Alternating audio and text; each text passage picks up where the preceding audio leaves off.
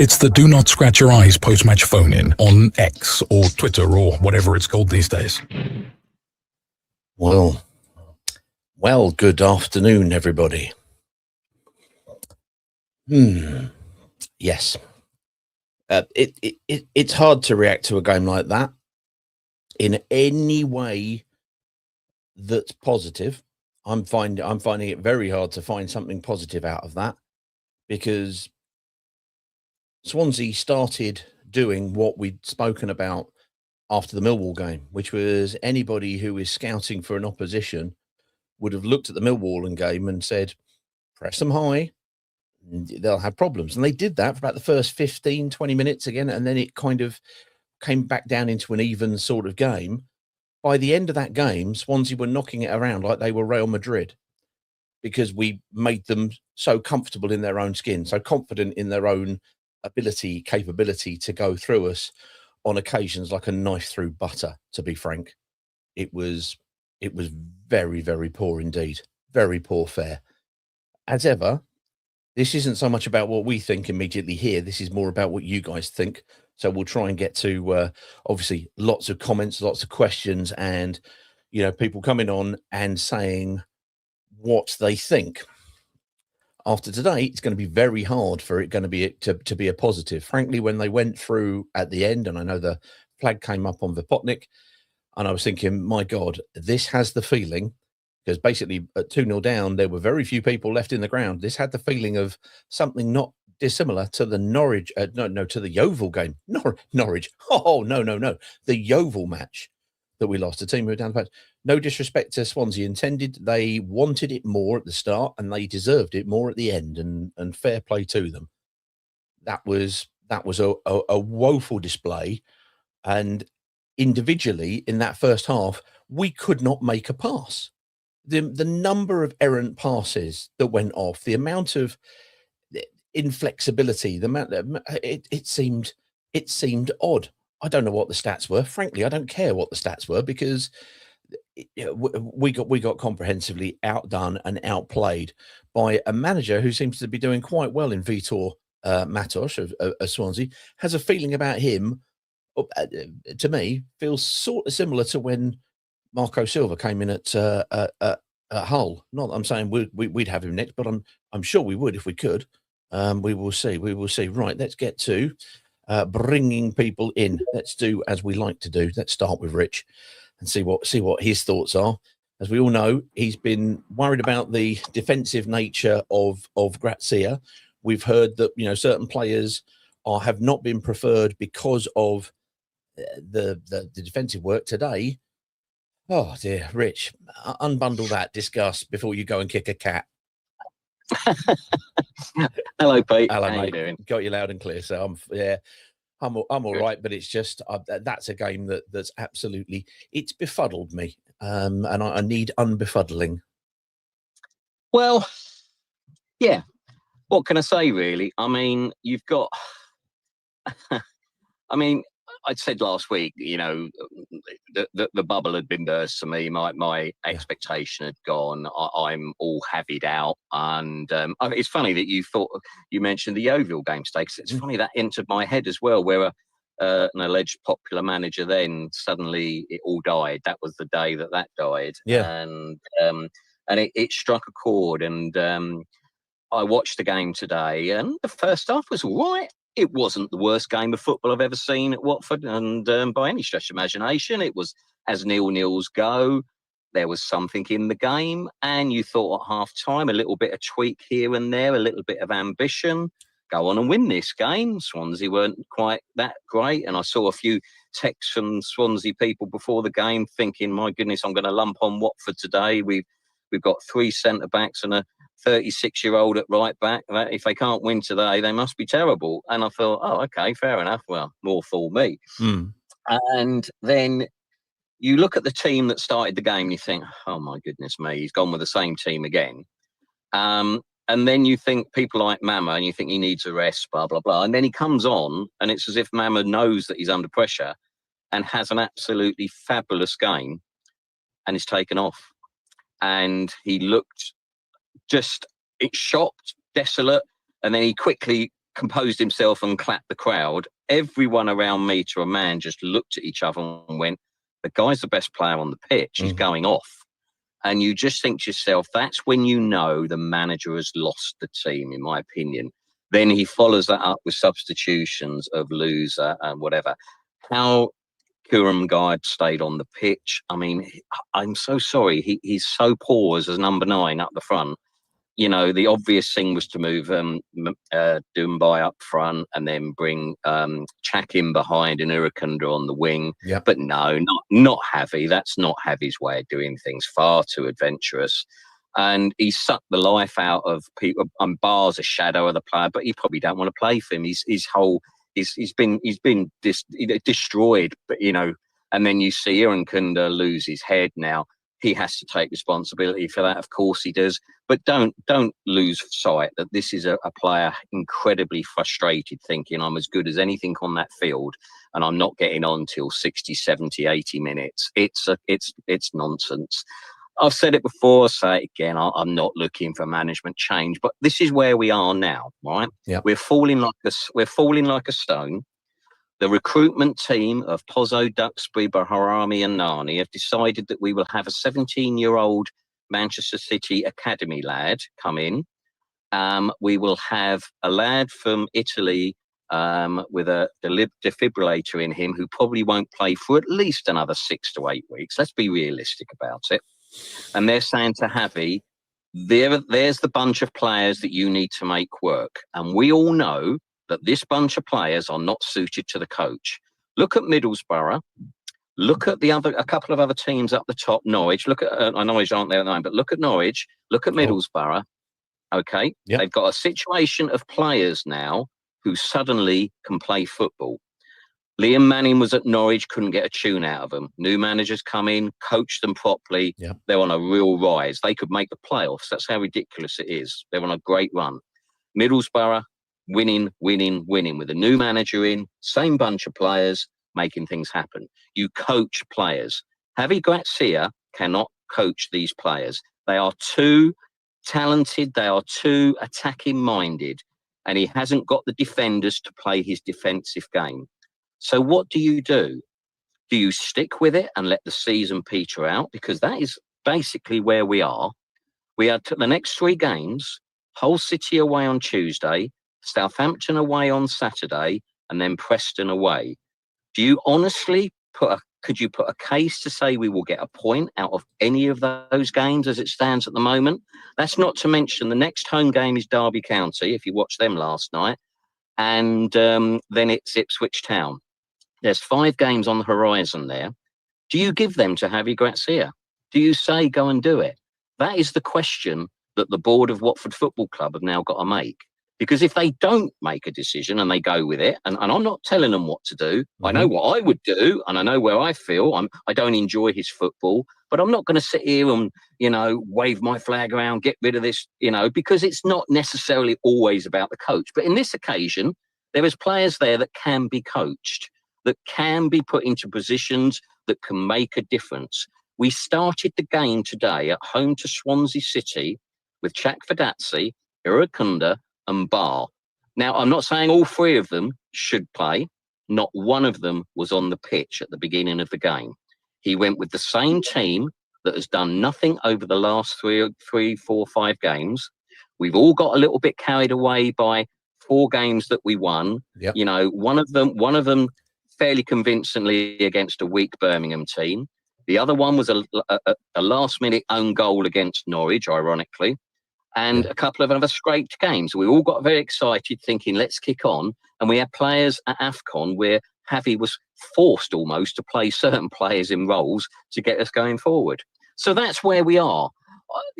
For me, he sucked all the life out of the enjoyment of going to watch Watford at the moment. I'll just have to deal with that. That's me. I know how I like football to be played. I watched Derby last night and okay, they may not do that every week, but they were fabulous last night. They ripped Bristol City to shreds with attacking football, a bit of steel at the back, a proper coach that liked them and was obviously working for them. But that's John Eustace. Good luck to him. Great captain. I'm not saying we should have John Eustace. I'm just saying There are coaches out there that probably could get a tune out of this Watford team.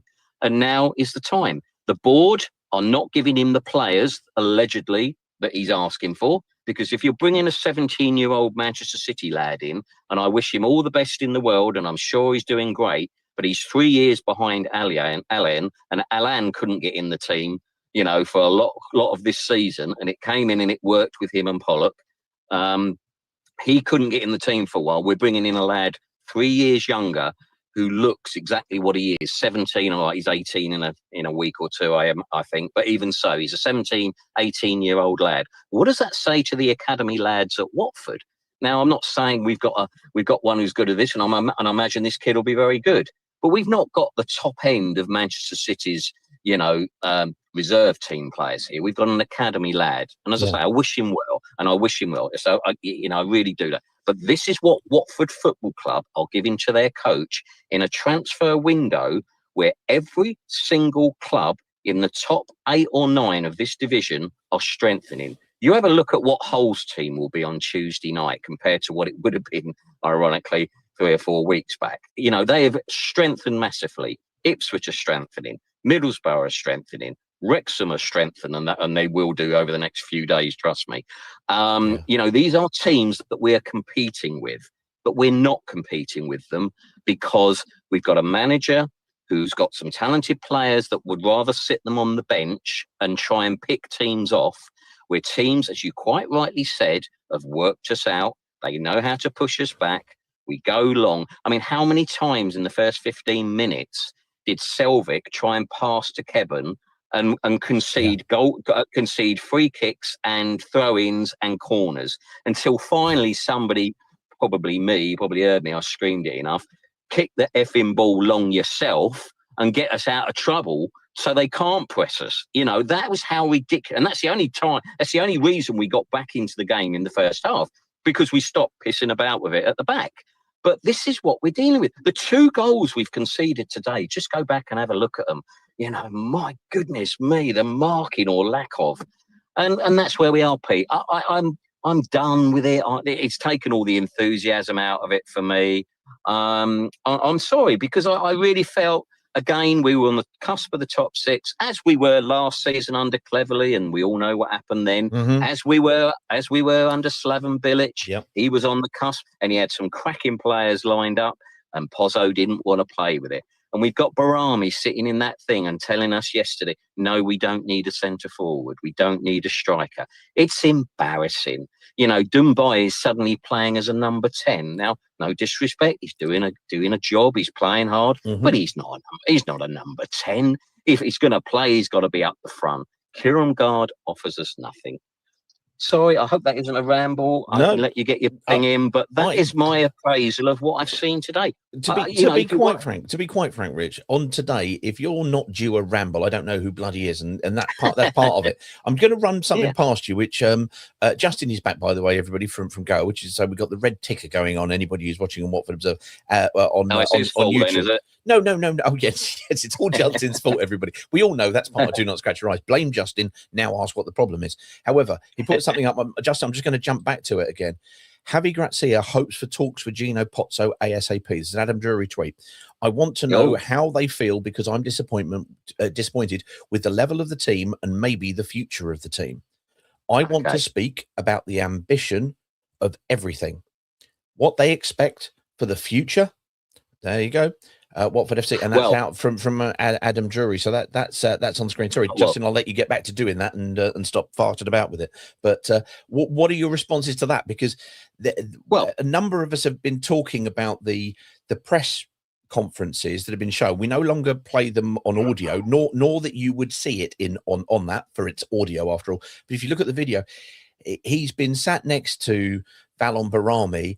But his countenance, his appearance has changed in the same way that Tom Cleverley's appearance changed last January. It started off nice, and of course that's gone part with the results. Of course it has.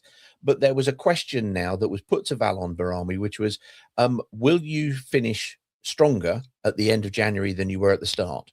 And he said, I'm very confident that we will do. Well, it does. It hasn't looked it, frankly. Obviously, there's a lot of dead wood that Grazia, whatever your thoughts on Grazia, Grazia has decided he does not want to have anywhere near it, the team. Obviously, what we hope is that what they're going to not do is exchange some deadwood that he wouldn't want for other deadwood that he wouldn't want.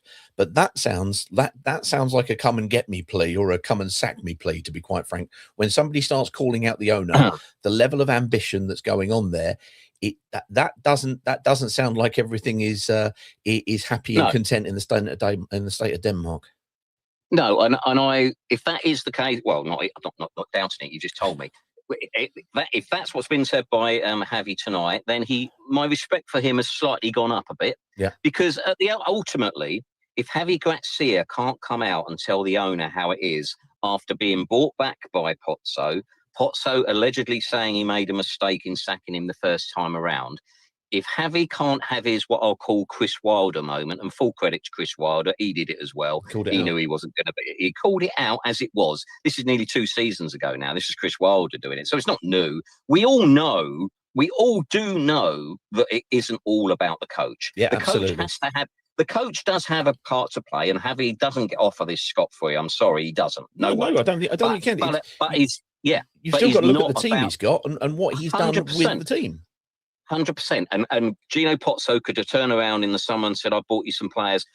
Now, again, I'll go back to the players that we bought in the summer. Mm-hmm. For every Iran Kunda and every Mama, we had a Petrus, 2 Mendes and a Wiley that aren't there anymore. Well, aren't figuring whatsoever. Like Mendy came on today, which is a bit of a miraculous thing. But they're not being treated as first team regular players. And that is a good percentage of what we bought in the summer. So something isn't right. But as we're saying, Gino Pozzo has brought a set of players in, perhaps with Pezzolano in mind, suddenly passed them to Javi Grazia, who really, he plays with inverted wingers at the very best. Remember, Ismail Assar for a little bit. Remember Gerard Delafeo. These players, we were going out of a cup final to Wolves 2-0 with a whimper until, thank God, Delafeo came on and changed the world. Yep. But then we went to a cup final and were humiliated. Absolutely humiliated. I'll caveat, it's a fantastic Man City team at the time, but we were humiliated. And that is what Javi, and he's come back and he's decided to take Gino Pozzo at his word that he can do something. So if he's called him out tonight and said something, great. Sadly, it's 72 hours before the window closes, if I've got the maths right. I think it's 7 o'clock on Tuesday. What the hell can change now? Because if Grazia's not going to change, Pozzo ain't going to suddenly throw a load of players at it. We've got, as I say, a 17-year-old lad from Man City coming in, bless his heart, and a vanity signing in Bove that we might see in 2 months' time. And he may be the world beater. But as I said it last week, the time Bove plays, that season will be dust. The cobwebs will be over it and it's gone. But I'll let someone else have a go, Pete. Cool, no, I'm encouraged to hear. I'm encouraged to hear that Javi is calling it out. I don't think we go anywhere with Javi, sadly. Others will have their opinion and they're fully entitled to it. That's mine.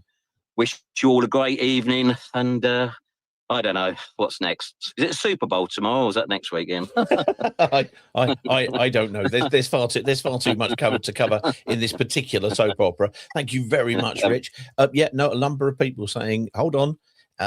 Sacking the coach isn't the problem. It's more fundamental. It's all, dealing exactly as we said there. Whatever your thoughts are, let us know, just let us know in the 5 words, put it in the long forms, whatever you want to say at this particular point.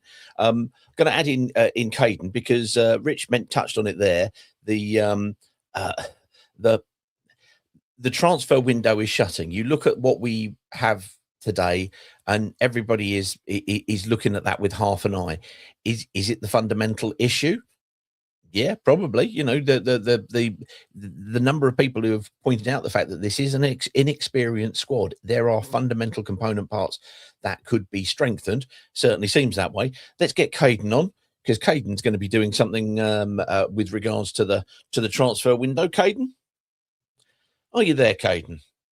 Good evening, Peter. How are you? Good evening. Yeah. Well, after that, we're picking the bones out of it. let's not worry about too much about that, because we've got lots of people waiting to come on and talk about that. But the reason I wanted to really bring Kate on, because the transfer window is about to, as they say, slam shut.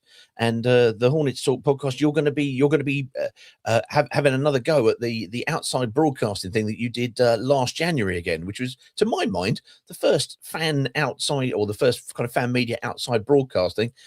Tell us what you're going to be doing on the 2nd. Well, we are back once again by very popular demand. This deadline day, very popular. It's going to be a very similar format to last time. Hopefully there'll be more Watford news, but I can't guarantee it. Or maybe, especially if he's called out the owners tonight, a Javi Gracia's sacking announcement on deadline day, which I think is, fully something I think may happen. But yeah. Don't start wishing that on everything, simply for making, whichever night it is, Monday night, isn't it? I'm sure it's Monday night. That much more interesting for your content. But there we go. But so what time are you going to be on, and what channels are you on? What platforms? So we will be live from 4 p.m. over on our YouTube page. And we will be going until just after the transfer window shuts. We'll have some guests coming along the way, and they will be announced tomorrow across the course of the day. And we are very, very excited to be with you once again this deadline day. We've got a new man behind the camera for this one. So yeah, stay tuned for that. And we're hoping that there's not going to be as many technical difficulties as last time, and the weather is on our side. Yeah, Thank you very much, Pete. I have to say, they did a fine line in umbrella holding last time. And so, yeah, I hope it's not as wet as you had it. They'll be covering everything live. We're going to be doing a Spaces at 9 o'clock, because what happens with the thank you very much there, Caden. Great stuff. Appreciate that. Whilst they're going to be doing all of the stuff, live whilst it's on, if you want to have your say, we're going to open this up again at 9 o'clock, just so that people can come on, say what they think. Are we stronger? Aren't we? Or, of course, like all the things we do, you are open and free to completely ignore all of it and go, I don't care. Get on with it. We'll play in Hull the next day, and we're going to be doing this again. So, look, it's going to be Spaces Mungus. It's going to be YouTube-tastic and all of that nonsense. So let us know what your thoughts. Let's get to Greg. Let's get to Wendover and find out how far along the A41 he is, or how far he is towards apoplexy after that particular performance. Greg, how are you doing? Yeah, you're quite right. I am on the A41. I'll stop at a lay-by in a minute. So Okie dokie. The road noise. That's all right. Don't worry about that. Come on, sir. How are you feeling? Yeah. Well, can I feel, Pete? It's just dreadful, isn't it? Dreadful. I can't really add a lot more to what Richard said. He summed it all up. That was just dreadful. I don't think that bottle of sangria is going to be drunk. Anytime soon. That was presented to Javi when he first joined, and he said to Adam Drury, whoever, I think 3 counties. It was Jeff Doyle. Jeff Doyle from 3 counties. We'll drink it together at the end of the season. I don't think that will be happening. Yeah, look, you're at home, and a lot of your attacking intent is on the bench. You bring Chak on, and again, I don't know what Chak's role was. He looked lost. Irakunda's petulant at the end. I have to question why weren't they both red carded, because they both raised their hands. But I'm not defending Irakunda at all. It was just as bad as it gets, Peter. The funny thing was, if we look at the Irankunda thing, I mean, I probably wasn't having the only conversation in the park, because at the time Swansea were knocking the ball around like they were, kind of 1960s Real Madrid, which is very good, by the way, in case you didn't know. And saying the only one who was really putting in an effort and showing a bit of pride was Irankunda. He'd run all the way across the pitch and actually got a block on the to their right back. And it was like, you've gone past 3 players to do that. Well done. And we're sitting there praising him. And literally at that point, you know, the frustration is clearly, you know, whatever has gone on. And, you know, this is not does not improve our situation at all. Why the other one black guy went, I've got no idea. We'll see all about that on the replays, but it certainly doesn't put us in a better position for Tuesday night at Hull or going to Southampton, or indeed Derby at home, which will be without the little Australian who came on and was probably one of the few who could hold his head up until that moment when he let himself and everybody else down. Yeah, and Peter, the game just whimpered out. We weren't attacking. It just whimpered out. Just absolutely dreadful. I would say to him, if he's still here on Wednesday night, just take the handbrake off. Put wingers on the wing to do what wingers are supposed to do. Yeah. And not all this inverted nonsense. Because we don't have the players for it. So put round pegs in round holes and square pegs in square holes. I would suggest the transfer window, we might as well give up on it, because what is the point? We're not going to get in the playoffs. So, you know, if there's long enough in the window, cash in on your talent now, maybe. There's just no point. There is no point.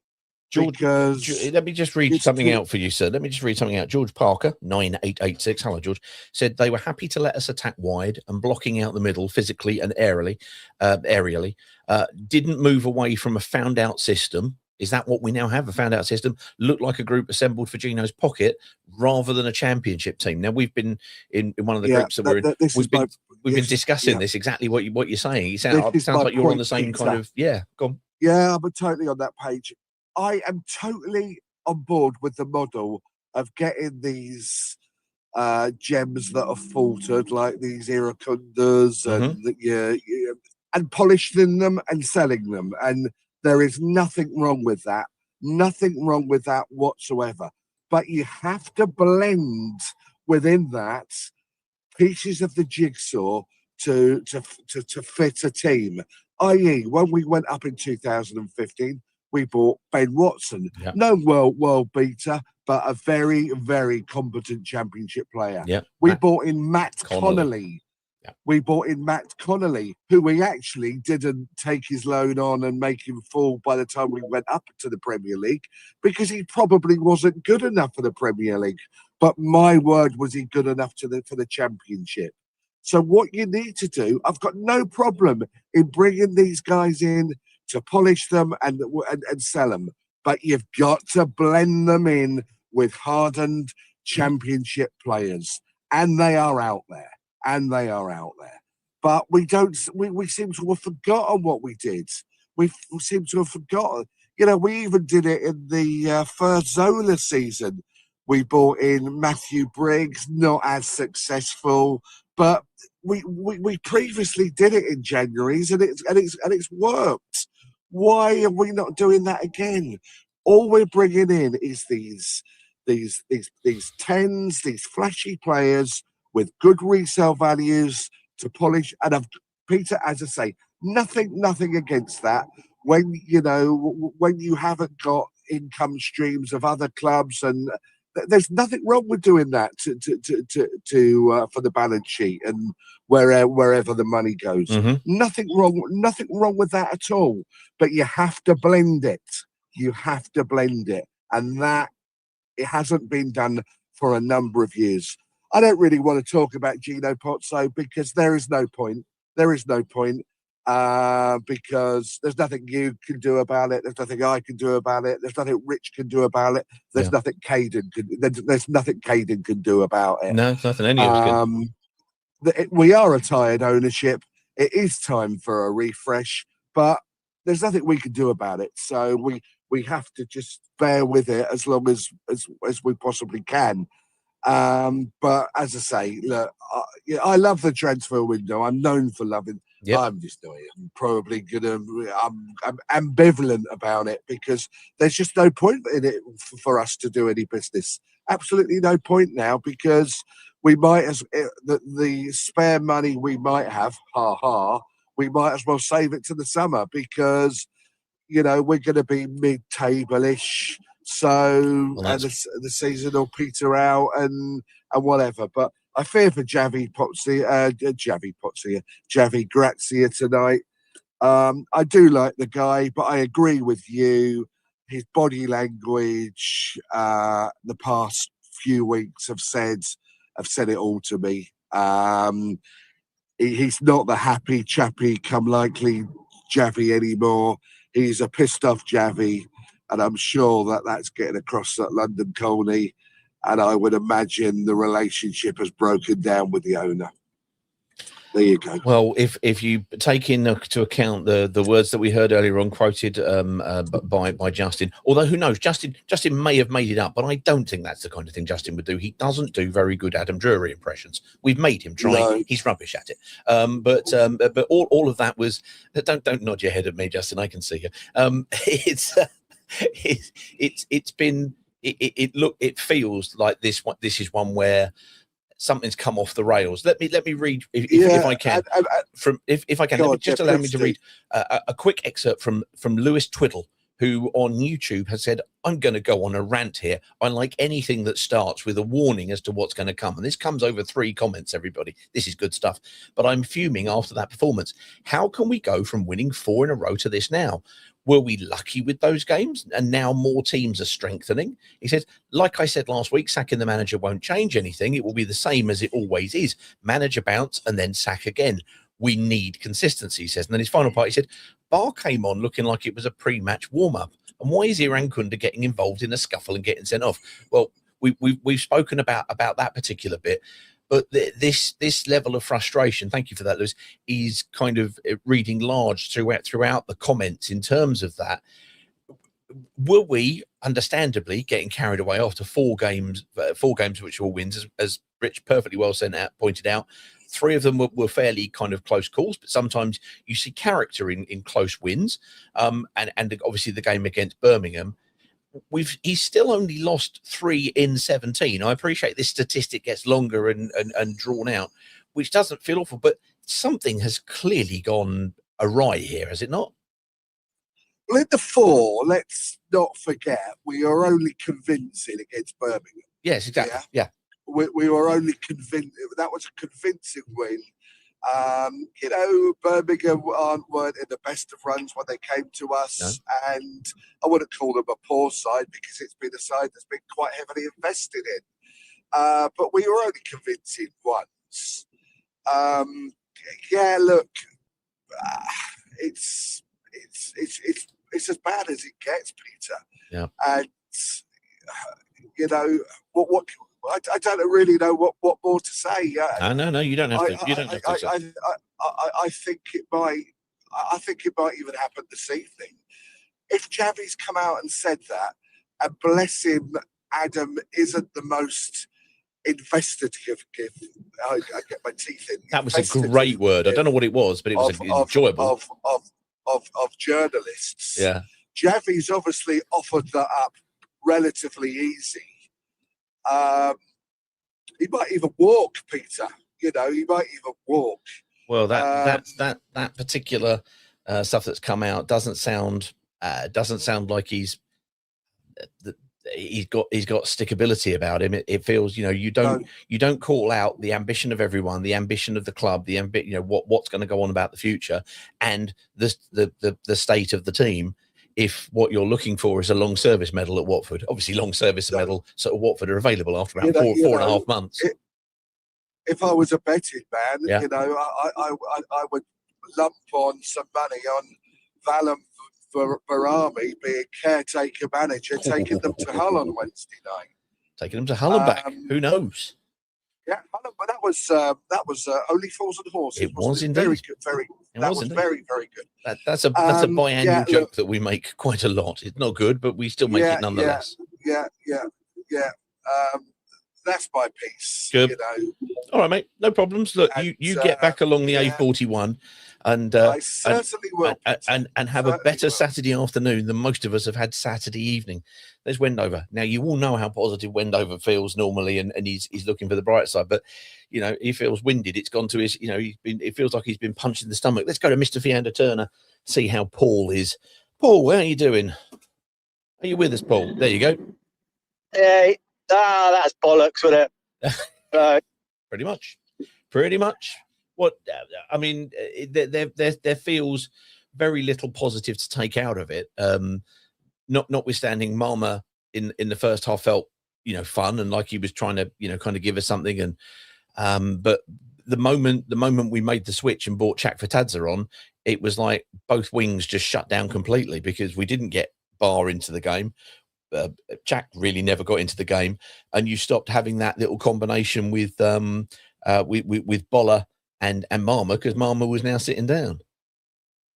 I mean, that's the problem, that, you know, we were crying out for these attacking players to come on, and they came on, and they didn't do what they're meant to be doing in attack. So it kind of like this kind of Javi connection has reached a standstill now, hasn't it? Because the fans demanded it and they didn't perform, and obviously Irankunda had an absolute meltdown on top of that as well. Yeah. So it just feels, yet again in January, something's gone wrong, something's not been agreed, or something's been said and then been not backed up with someone coming in. And here we are again in January with that frustration of knowing that we're now backs against the wall, probably another coach coming in that's, what's he going to do? We've not got strikers that score regularly. We've got wingers that are now pissed off and not performing. Yeah. We've got injuries at the back. We've still got no cover at the left. So you had a Banquer trying to play it out again with no left foot, playing us into trouble. He didn't do anything wrong, but we have no one left-footed to cover that side. So it's just the same problem again under Gino Pozzo, where we need to have reinforcements. That doesn't play into where he sees the business strategy side of things. Yeah. So the investment isn't there again. So here we are again. It's like rinse and repeat, isn't it? Over and over again. Yeah, no, I don't disagree. Is that, I mean, because you're quite right, and a lot of people are observing, obviously, that, you know, come the turn of the year, everything falls off. We've said it before. We've seen it on a number of seasons. And whilst, and we have to give credit, and I appreciate Dave Harmon said, let's not make this a Swansea loving. Don't worry, we'll get to that bit in a minute, no doubt, because they played very well, and I think they played. They certainly wanted it more than we did. If we look internally at our own side, this is happening time and time again. So there seems to be, as you say, a disconnect between what the manager is wanting, expecting, and not getting, or what he's getting one way or t'other, that is basically knocking the chuff out of our season every single time in and around this moment, when it's a question of the club trying to provide players who seemingly are not who the manager wants to have. And the flip of it is the manager asking or demanding players that the club either aren't able to or aren't willing to provide for them. Because you can't, I suppose, get every player that everybody wants all the time, or if you do, you're going to be paying the earth for it. But there seems to be an absolute rhythm to this. It's not just the manager, because it's not just this manager. There have been others before. The one staple piece is, of course, the owner and the regime, so to speak, in terms of that. Does that feel wrong, or is this simply a question of the Grazia losing maybe the dressing room since that time? Because we certainly are a shadow of the team that we were previously, notwithstanding the quality of the opposition. I mean, yeah, if you think even back to the Premiership years, we used to kind of like get to January and feel safe, and then it would be like January, February, March, we'd be atrocious, and then we would be clinging on in the last couple of months again. And, it just feels like now we're back in a Championship. We seem to have that mentality of, we just trundle along, and then we run out of form again, and then we're looking over our shoulders in March and April. And I just can't believe that seems to be the way that Gino wants us to, carry on, and hope that we have a head coach that can get us in the playoffs on a shoestring. Because let's be honest, that's our budget. We're not stupid. We know we're not going to be bankrolled again, but it just feels as if this season, the squad fillers, Javi has quite rightly not played, or maybe not rightly hasn't played him. I don't know, but we just don't seem to then have a plan B. It's like, well, we'll shuffle them all out, but you're not getting anyone brought in. And that just feels as if that is an absolutely that's a broken chairman, owner, model. It's a broken and head model. coach.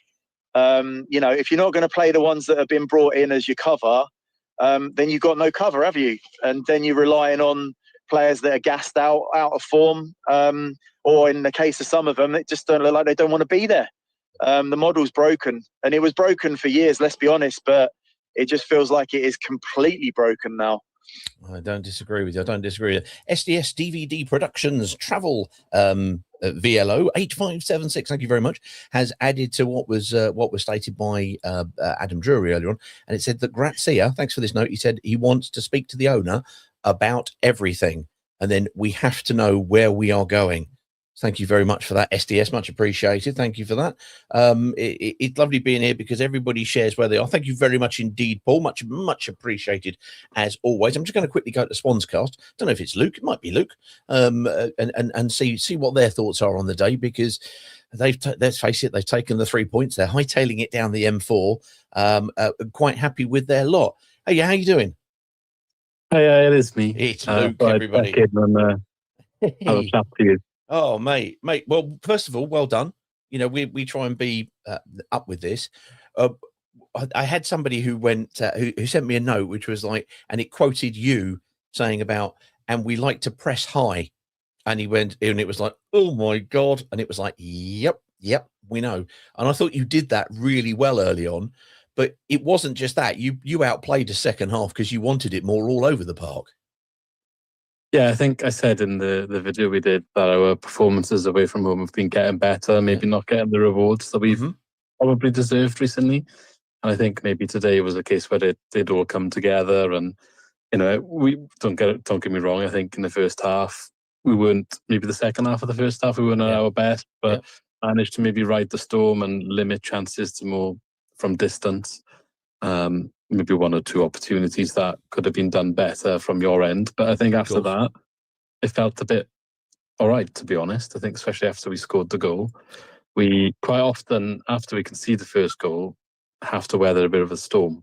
But I don't feel like we did today, not to try and be negative. No, there was no storm forthcoming. We controlled it quite well, which was nice to see, maybe for a change. Yeah. I know, no, sir. Well, I think it was I think it looked good, and the evidence that we've seen. I spoke about Timur Matos as having similar vibes to a manager who came to us for a fortnight. Most managers come to us for about a fortnight, in Marco Silva. In terms of, obviously, the Portuguese comparison is there, but he seems to be organised and galvanised and got them together. And today it was, I think somebody would have looked at the game we played against Millwall, who pressed us early on, and we didn't really have anything into that. It did sort of peter out in the first half, and we did sort of come back into it, but we were powder puffed today. I don't think we got anywhere close to really really troubling the keeper properly. It was not good. It was not good, and yours was a thoroughly decent display. So we'll see how we go. But congratulations on any other Swans fans driving off down the M4. Enjoy the points, enjoy the rest of the season, and we will see you soon. Thank you very much indeed. There's Luke. Luke, lovely. Thank you very, very much for coming on. Obviously, in the meantime, we're going to go back to licking our own wounds, if you'll excuse the phrase. Let's get to Peter Ryan. Then I'm going to be coming to Johnny Hornet. Then we're going to be going to Harry over in the US, who's going to be apologising deeply on behalf of his dad, because he's not been in the country, and that has coincided with everything. But we'll see. Pete Ryan, sir, how you doing? Yeah, I'm started the day cold and wet, and I'm ending it cold. But I was trying to, what's the positive things about this? Let's try and bring it up a little bit. Oh, go on. Well, we had chances, didn't we? After about a couple of minutes, Ince had that chance. I noticed there was a reluctance to play Kieran Guard in. And they were playing around him. But we had chances. You've got to take those chances. But we've had chances in the games, in the recent games. And Loser was back, but Loser needs a bodyguard in midfield. And the midfield. We were losing it in midfield, even when we had the chances. The big criticism that I'll have. So, anyhow, where are we going to go with positivity? So, if you finish and you score, if Ince gets the headers on target, if Kieran Gard doesn't heads it the ball on target, the one that Ince put in in the first half, and puts that in. If Loser wasn't so bloody selfish and going for glory when he could have put Ince through on like 45 minutes, Kieran Gard was in acres of space in the penalty area, and woeful though he was, I was confident he would have scored that. He had another. He didn't move very much in the game, and myself and loads of the people around us were watching him and the movement of Doumbia, and essentially. The two boys, the ball was bouncing off them. I thought both of them had below par games, and I was amazed that they weren't dragged off before they were. Yeah. But the other positive thing, and there's a lot of depression around, is that, look, Peter, what do you need to go up? What would you say a Watford squad needs to get promoted? And I'll jump in there very quickly. You need a decent goalkeeper. I think our goalkeeper's been shaky for months. Need a spine. You need a defence who's good. So now we know how good Pollock was. We found out eventually how good Elaine was. Did we see how good Hector Cipriano is today by him not being there? That's the next bit. We found out that he is actually a reasonable bodyguard and a foil for Loser. Yeah. Now, in previous seasons, someone had mentioned about what we did in the Premier League and what you need. Yeah, you needed Ben Watson. We brought in Miguel Layun. Miguel Layun was the Mexican captain, and he won the league and captained the champions of Mexico. And if anyone's ever seen any Mexican football, they don't fuck about over there. I was watching Mexican football live yesterday, by the way. Very, very good fun it was too. And you're absolutely right. No prisoners were taken. It was full-blooded, I'll tell you that much. Well, if they got any... Well, let's go back over and find a decent midfield bodyguard, because we are like a big fruitcake. But at the moment, we're not. We've got no substance to ourselves.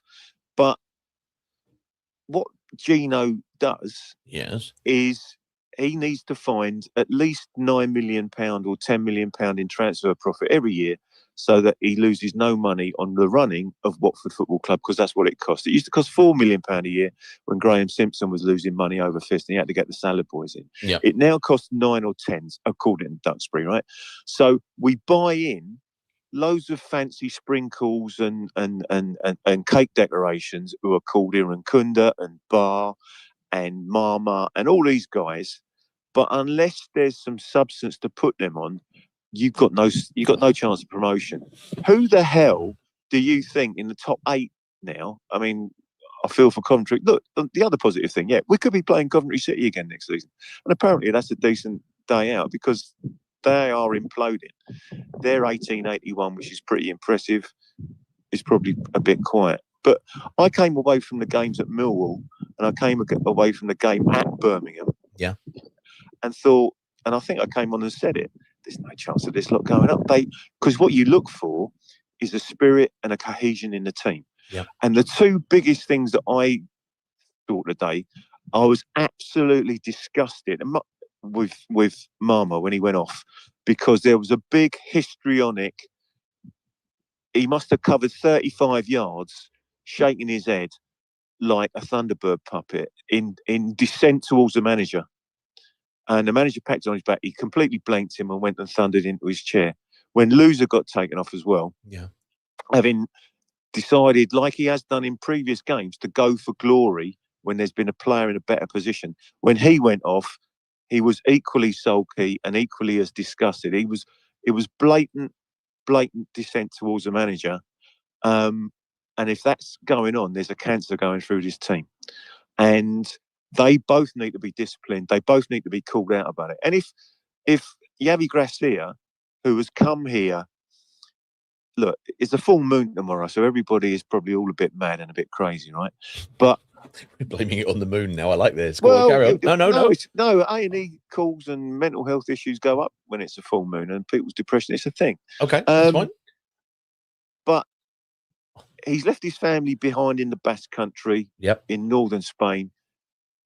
He's been sold a promise. Do you remember the 2 long phone calls he's meant to have with the manager? Yeah, so I'm not surprised if he's saying, no, I need to have another discussion, because if he's homesick as well and he's getting dissent from the players, which he clearly was today. If Barr's not listening to him and he's trying to drill, we may disagree with the coaching, but if Barr and Irankunda just want to do football freestyle, I get it, because Barr comes from South London and he's like a cage footballer, and he's like, a council estate kid that's gonna he's up for a fight wherever. The two of them go hand in hand looking for a fight. The only chance I thought Aaron Kunda would have today is if something was raced.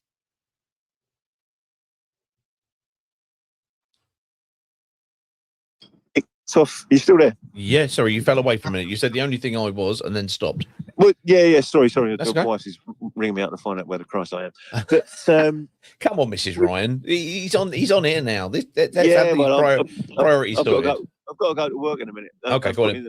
Some real graft as opposed to what I saw today from this bunch of it. And I'm going up to Hull. I thought thinking about dressing myself as a penguin going to Hull as a protest against the ice when it fell apart. In fact, maybe I should get one of those ice uniforms from. No! Let's not go there. Let's not go there. Yeah. I want to give it out to them because the season's fallen apart. Yeah. What we were looking for was a little bit of self-discipline and a little bit of spirit.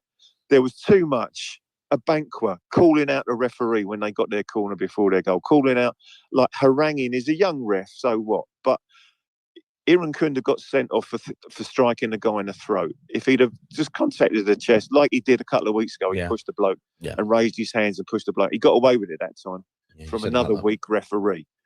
He was quite rightly red carded. It was absolutely disgraceful. Mate, this is going to happen to you in football over here. They're going to tune you up, and you've shown that you are able to be wound up, you and Barr. And actually, what are you doing for the team? What is Chak doing for the team? He's doing the square root of not very much at the moment, and that needs to be addressed because it's not being. And you need some decent strikers. You need 3 decent goal scorers to go up, and I don't think we've got one. I was going to say you need a spine throughout, and you need goal scorers. I mean, just look what happened. When we went up, and I appreciate we're looking back to 2015 because yes, we talk about Matt Connolly, and yes, we talk about bringing in Ben Watson and Adeline Guediora, but we also had basically 2 from the following 3: Dini, Vidra, and Igalo. And I think the lowest score out of those got 16, which was Vidra. And you had Forestieri before that. When we went up before, we had Ashley Young.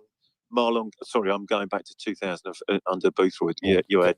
We'll be down to Keith Mercer and Ross Jenkins soon in no time at all. What would we need for a Heider Helgeson or somebody like that? Because he would come back and smash somebody in midfield and bring the stadium up. Absolutely. The place needs a lift. Yes. But you need somebody experienced, someone that they are going to respect, to act as a bodyguard for the fancy Dan people, and I would include Loser in that. And that's what I was hoping was going to come in. But, do we really want to go and get all excited about the playoffs?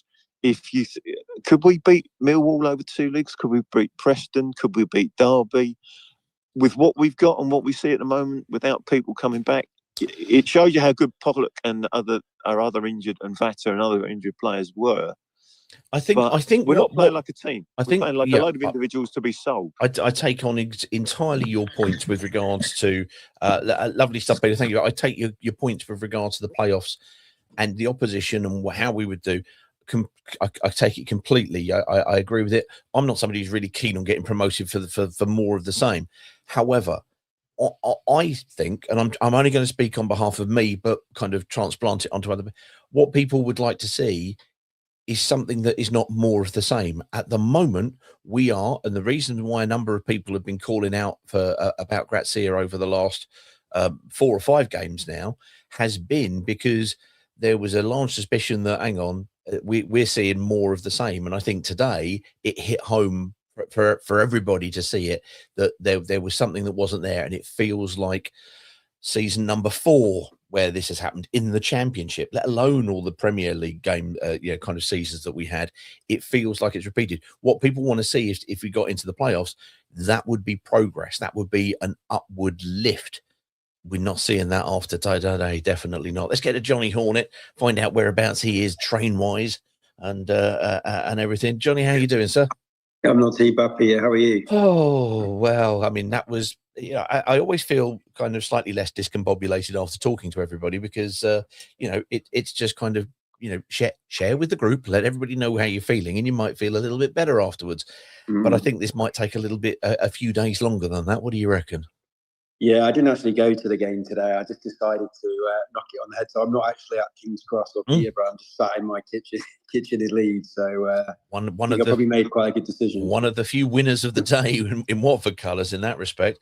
I'm going to Hull on Tuesday. So hopefully that's a bit better, but I suspect it won't be. Well, we'll see. What did you make of everything? Did you manage to see it or hear it? Yeah, I watched it on. I watched the stream of it. I thought that I thought it was just a frustrating game. I think there was elements of that game that kind of reminded me of Millwall a little bit, and of the kind of ill discipline at the end was one of those where I've got serious concerns about some of our players' sort of temperaments and professionalism. Yep. I feel like if we don't go to Hull and get a result on Tuesday, I think that's probably our season just about over. I think I just checked on ChatGPT actually, and I said, out of the last 7 Championship seasons, how many points on average did you need to make the playoffs? And it's like 72.3. We've got 17 games left, and to get into the playoffs, we probably have to win about 10 of those. And I'm just not really sure that's going to happen. I've loved some of the times we've had under the playoffs. We've had some amazing memories, but I just think, under the Pozzos, we've had some good times under them. But as a lot of people have said, it's the same old movie. You've just said it's 4 seasons in a row. Gracia, I would like to stick with him. I know people are a bit worried about his tactics and the way he's managing the game, but I'm just not sure he's been really equipped. If you were talking to someone and said, negative brainstorming, like not having a left back cover, not bringing a centre back, leaving it right to the last minute, and it just all feels a bit kind of amateurish. And again, it's the same thing, same thing under Wilder, and the season when we had Rob Edwards, and it felt, cleverly again, not really backed. And I guess the question for me is, Gino Pozzo, do you really want? My understanding is he wants to get the club to the Premier League so he can cash in on that asset and sell it. But is he doing all that he can to make that happen? I would suggest not. I think we're kind of winging it.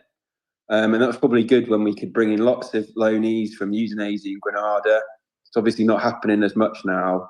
But my concern is, I think our season's probably going to disintegrate at this point, and I know that sounds incredibly negative. I just feel that we just need something to change, and it can't be the manager. I think it has to be the ownership. But as Wendover had said, that's probably not going to happen until he gets some sort of lucrative offer. But it just feels like. It's just that kind of insanity, isn't it? The same thing. Okay, we're not giving you any players, but I'll expect you to kind of crack on. And we can see there on today. Kevin is confident shot. You made the point earlier about Max Elaine, how solid he was. And we've got 2 guys up front, these young lads who are, they're working their backsides off, but they're just probably just not the level that we kind of need them to be.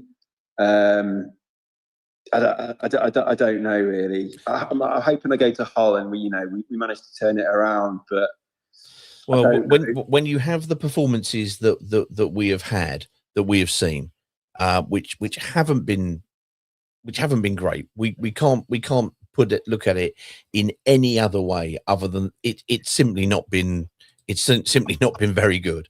And just look at it and go, well, if that's the case, what is how else are you supposed to look at it? And then you take a look at Javi coming out afterwards and saying, well, I need to talk about everything. I need to talk about the ambitions of the club. That feels like it's either going to be a State of the Union, or more than likely it's going to be we've agreed to part ways. You know, it feels like it feels like a corner flag tomorrow, to be quite frank. I like Javi, and I want him to stay. And I think that, you know, there's a few things a few people have said on this call, like Wendover saying about, you know, that season when we went up, they brought in solid Championship players, your Ben Watsons, your Matthew Connolly's, and then the other guy said, oh, they just want to bring in kind of fancy baubles so that they can sell them, but we just don't seem to bring in those, which is good. Like, you know, I've enjoyed Mamo, I've enjoyed elements of Irankunda and Bar, but they just don't want to bring in those players where they're going to have to, they're probably not going to be able to flip them. But those are the players you need, you know, your Ollie McBurney's and your Barry Bannon's potentially, you know, players like that, you know, being in the Championship, who can do it. And they just never seem to quite want to bring those in. And it's an odd one, because you would think, I mean, I'm surmising here per normal, but you've got all of these fantastic players. What they need is what Pete Ryan was alluding to, which is a platform to perform on. They need a foundation. You know, if you're going to do the clever stuff at the end, have a foundation that's solid. And we've got, you know, that foundation at the back, that back four. I mean, as well as Bolla and as well as Ngakia have done this season, then they're tired because we've refused to play, you know, Patrice, because he's not really a fullback or a right back. He's more of a right wing back come winger, and Yavi doesn't want him. We brought in Caleb Wiley, not for the first time, injured. But you know, kind of said, okay, enough of that. So poor old Mark Boller has had to, and I thought, in fairness, he put in a shift today, or tried his best to. He's been good all season. He's probably one of our candidates for player of the season. But you know, he did look a bit tired. He played a ball in towards the end of the game, and it just kind of sailed over the bar. And I just thought he just looked a bit tired. But and look what you have at either end of the pitch for us. We have a 19, 20, and a 22-year-old. And at the back in the middle, we have, you know, Pollock is now the senior statesman, and fair play to him. There's no knocking. I'm a big card carrying fan of Matty Pollock, but there's a big Matty-sized hole when he ain't there. And we've got lots of youngsters once more who are there. And of course, as was pointed out, what we brought in, and I think it's only fair to say that bringing in Stephen Mafuni, who is, yes, he's 17, but so was Nathaniel Chalabar, if we all remember back to that particular time. That was great. But Chalabar was coming into that team, you know, with a lot more experience and quality around him than Stephen Mafuni's going to be. It's a good sign. Pre-season as well, didn't he? I guess. Very true. Very true. He's going to be going into a game where, you know. I just think it's a difficult one. I don't really know what else to say, Peter. You don't have to, sir. Hopefully we go to Hull and they prove me wrong. And I just look at that top. Sorry, I just go back to that top six. You know, I think it's going to be Coventry, Hull, Ipswich, and you kind of think, well, that's going to be quite hard to get into now. You know, with like Wrexham kind of going out buying players, Southampton are probably looking like they're sort of turning things around, and I just think we've probably had a bit of an opportunity to get, you know, at least sort of 7 or 9 points out of the last 4, and that probably would have mean that we'd only needed 21 points, like 7 wins to kind of get in the playoffs. But I think it's just going to be really hard now, and I think we're going to end up where we probably expected to end up, which is mid-table. We will see. We will see where we go. But look, sir, cheers, Peter. As always, sir, have a good travels. Let us know how things after Hull, presuming the climatic conditions will allow them to play. Sorry, I just tried to get in Simon. Simon, you've disappeared, so try again if you would. And we'll go there. Let's get to Harry Phillips, who I said earlier on, who is who, as we all know, came into the UK, Harry, and now we're not putting this all on you, obviously, because you can't be blamed for Javi if he has indeed lost the dressing room or if it's just kind of what happened. But you know, the power of you being in the UK versus the power of you not being in the UK is clear now for all to see, isn't it? Yeah, I mean, that was utter dross. That was horrible. I'm so glad that, based on what I've heard, I missed the first 10 minutes of that match because I was watching my brother's U9 basketball game, and that was more entertaining than that. Under 9 basketball game. What kind of scores do they get in that? Isn't basketball? And I appreciate I'm a UK person, so I don't really appreciate basketball enough. But isn't basketball? Neither do I. Don't worry. Isn't it a game where they play for an hour, but basically it's all about the last 30 seconds? Well, I mean, in professional basketball, the last 30 seconds takes about half an hour. Well done. Just goes to show you can take the boy out of the UK, but you can't take the UK out of the boy. Well done, Harry. Well said. Well said. Oh, well, come on. I would ask, how are you? But I figured out by now how you are. Bad enough. Yeah, bad enough to keep going. Go on. So I'm going to start with talking about the game before we talk about what's going to happen after the game. Okay. I mean, the goals we let in were poor defending. It shows. I mean, I'm going to repeat it again. How much we missed Matty Pollock, and how much he is our club captain. He feels like our club captain. He is. And that without him, we lose it. I mean, my dad went mental as he went last time for the Blackburn game. That there was no men on the posts for that corner. It would have all been prevented. And Caben and Abankwa on that corner, if you watch it back, both lost their man. There were 2 men on that back post to tap that in. 2 men. It was a joke. And then the second goal, Caben hesitated twice and didn't block the cross. And so they had an easy tap in. So, I mean, Dumbia and Kirangar today, there was 2 centre forwards on the pitch, but it felt like they were both playing as lone centre forwards. No, like, you couldn't play with them. I mean, when we got back from my brother's game after missing the first 10 minutes, the first thing I see is Dumbia's first touch at the halfway line, giving them a corner. I don't know how that happens. I think maybe Selvik kicked the ball long, probably.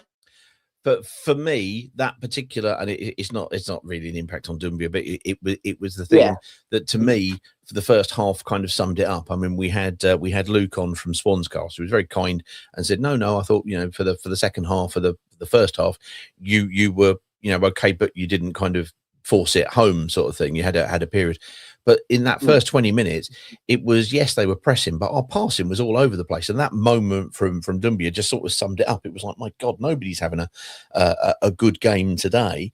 We slowly kind of came into it, but then the second half, discuss, you know, go for it. So. Yeah, I mean, we were looking better and better as the first half went on. I was like, okay, this feels like a 0-0.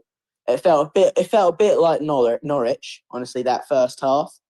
The Norwich away game. That we had that Innsvot half volley, and then we had that Elaine hit the post. Like, it felt a bit like that. But I mean, as that second half started, we played okay still, and then everyone's heads went down after that first goal. The player attitude, it feels as if Grazia has lost the dressing room, and I love Grazia. He is the person who was in charge when I fell in love with Watford during that Wolves game. Yeah. That was my first time where that was my when I fell in love with Watford. But good. It seems it's his time. After the game, going against Pozzo. Yeah. No one goes out against Pozzo and gets away with it unhit, unfortunately. Yeah. It's very sad to see. It sounds, and there's rumours being mentioned on the YouTube comments, but I haven't seen it, that suggestions that a parting of the ways may already have happened. We will see how that goes. There was where are we? There was a note there from OJ, which you said that Iran Kunda has already come out and said, here we go.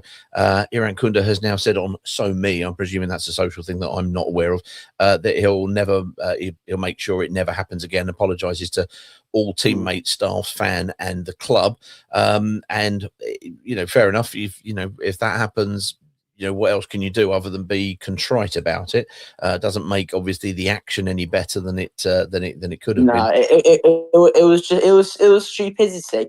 And what was really annoying is Irankunda was the only person on that pitch for the last half an hour up until that point who I thought could come out of that game with their head held high.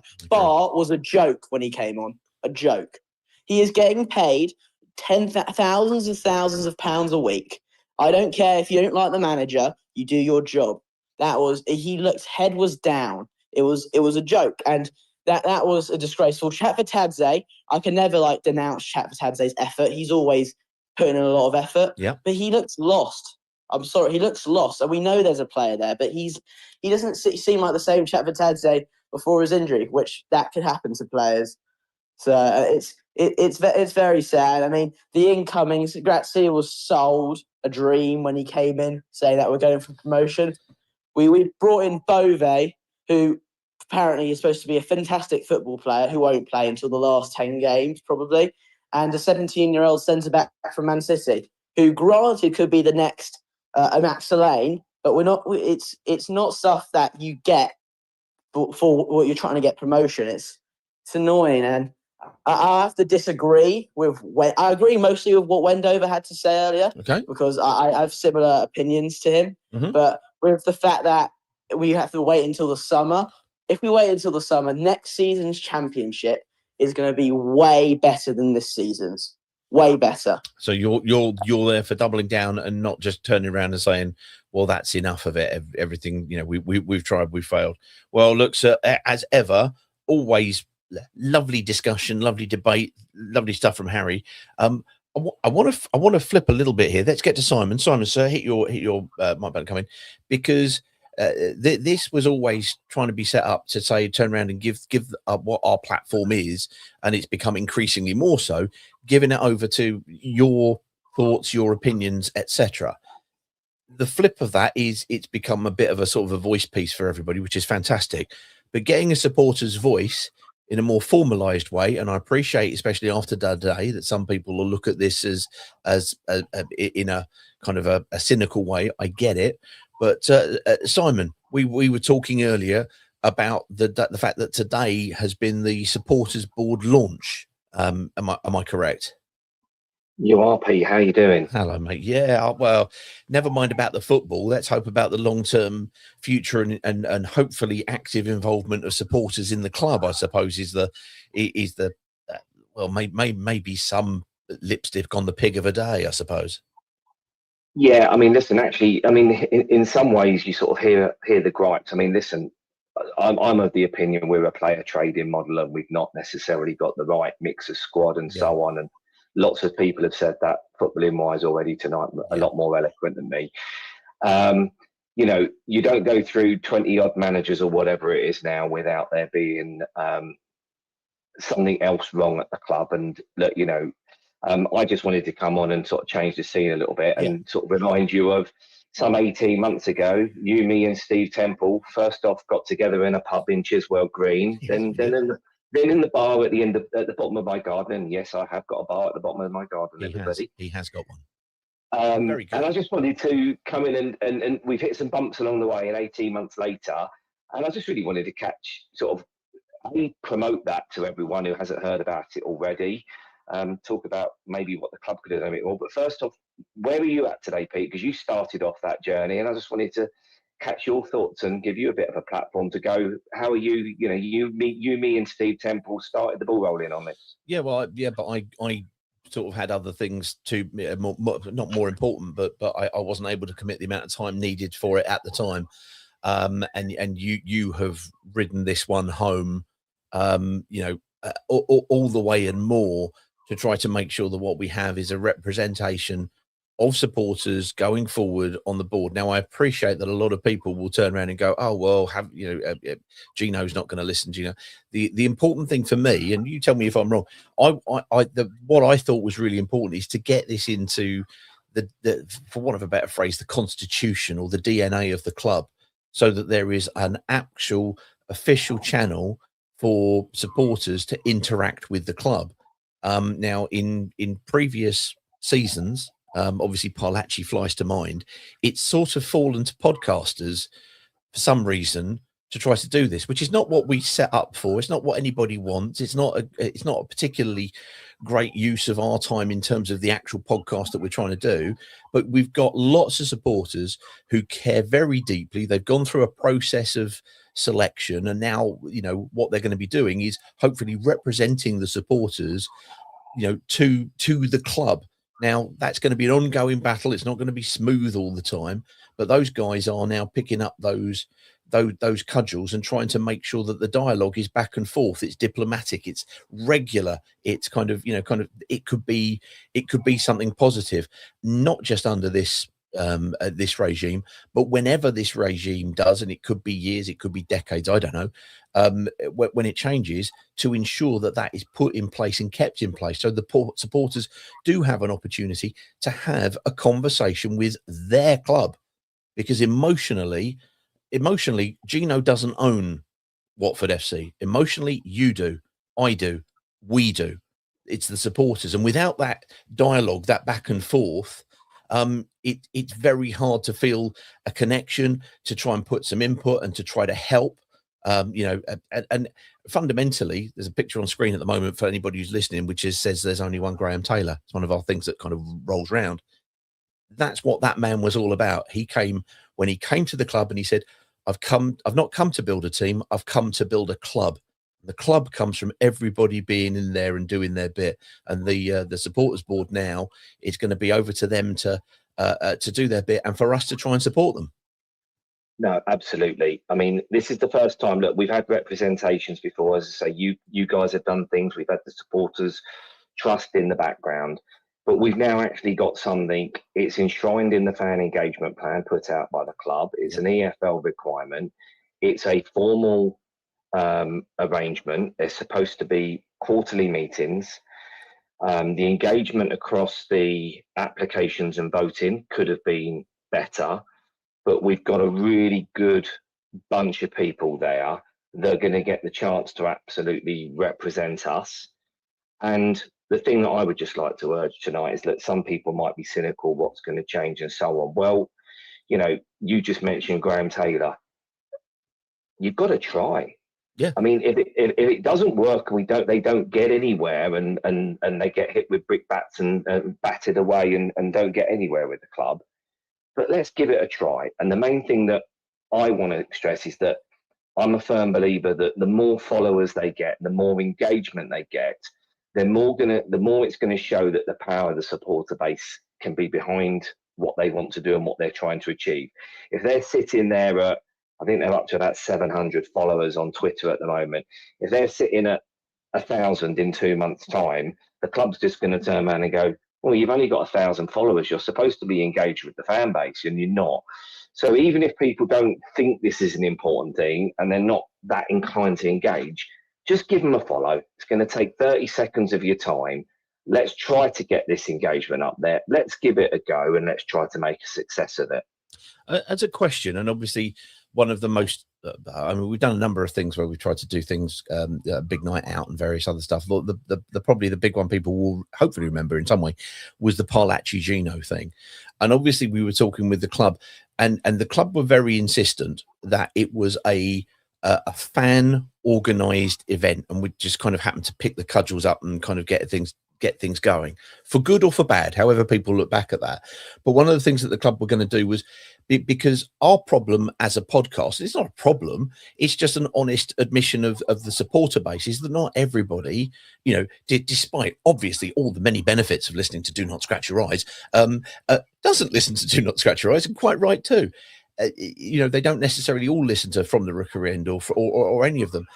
How do we take this message across to as many Watford supporters as possible who aren't necessarily, you know, following podcasts, or who won't necessarily be listening to this? Because one of the things that was suggested when we asked and we wanted it, and I think it got done, but it was so long ago I can't remember now. Rich Walker was the comms man at the time, and the idea was to send out the email to, you know, from the club to say, look, this is happening.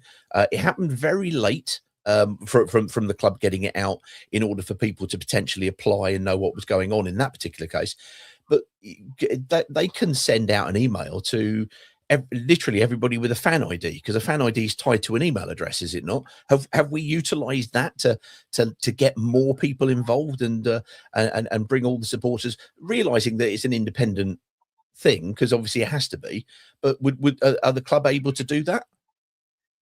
I mean, they certainly are. Look, I mean, as you quite rightly say, you've got a following. Do not scratch your eyes from the Rookery, and various other ones are out there.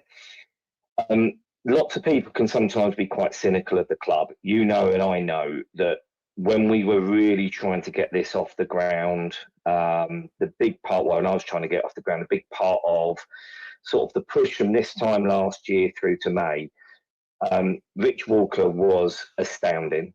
Paul O'Brien was astounding. There's a hell of a lot of really good people at the club. And one of the things that did happen was they've got about, I think it was about 85,000 email addresses, and they got emails out to everyone. And a lot of people might have gone to wrong accounts, or people didn't look at them or whatever. But the club's got 85,000 live email addresses, and they did that. Yep. They got stuff on the club website. They got stuff on the club social media. And one of the things that we were sort of promised, and Rich alluded to, is that, you know, if he was still in place, we'd have probably got the head of the supporters board, Alex. He'd have probably done a halftime interview today on the launch.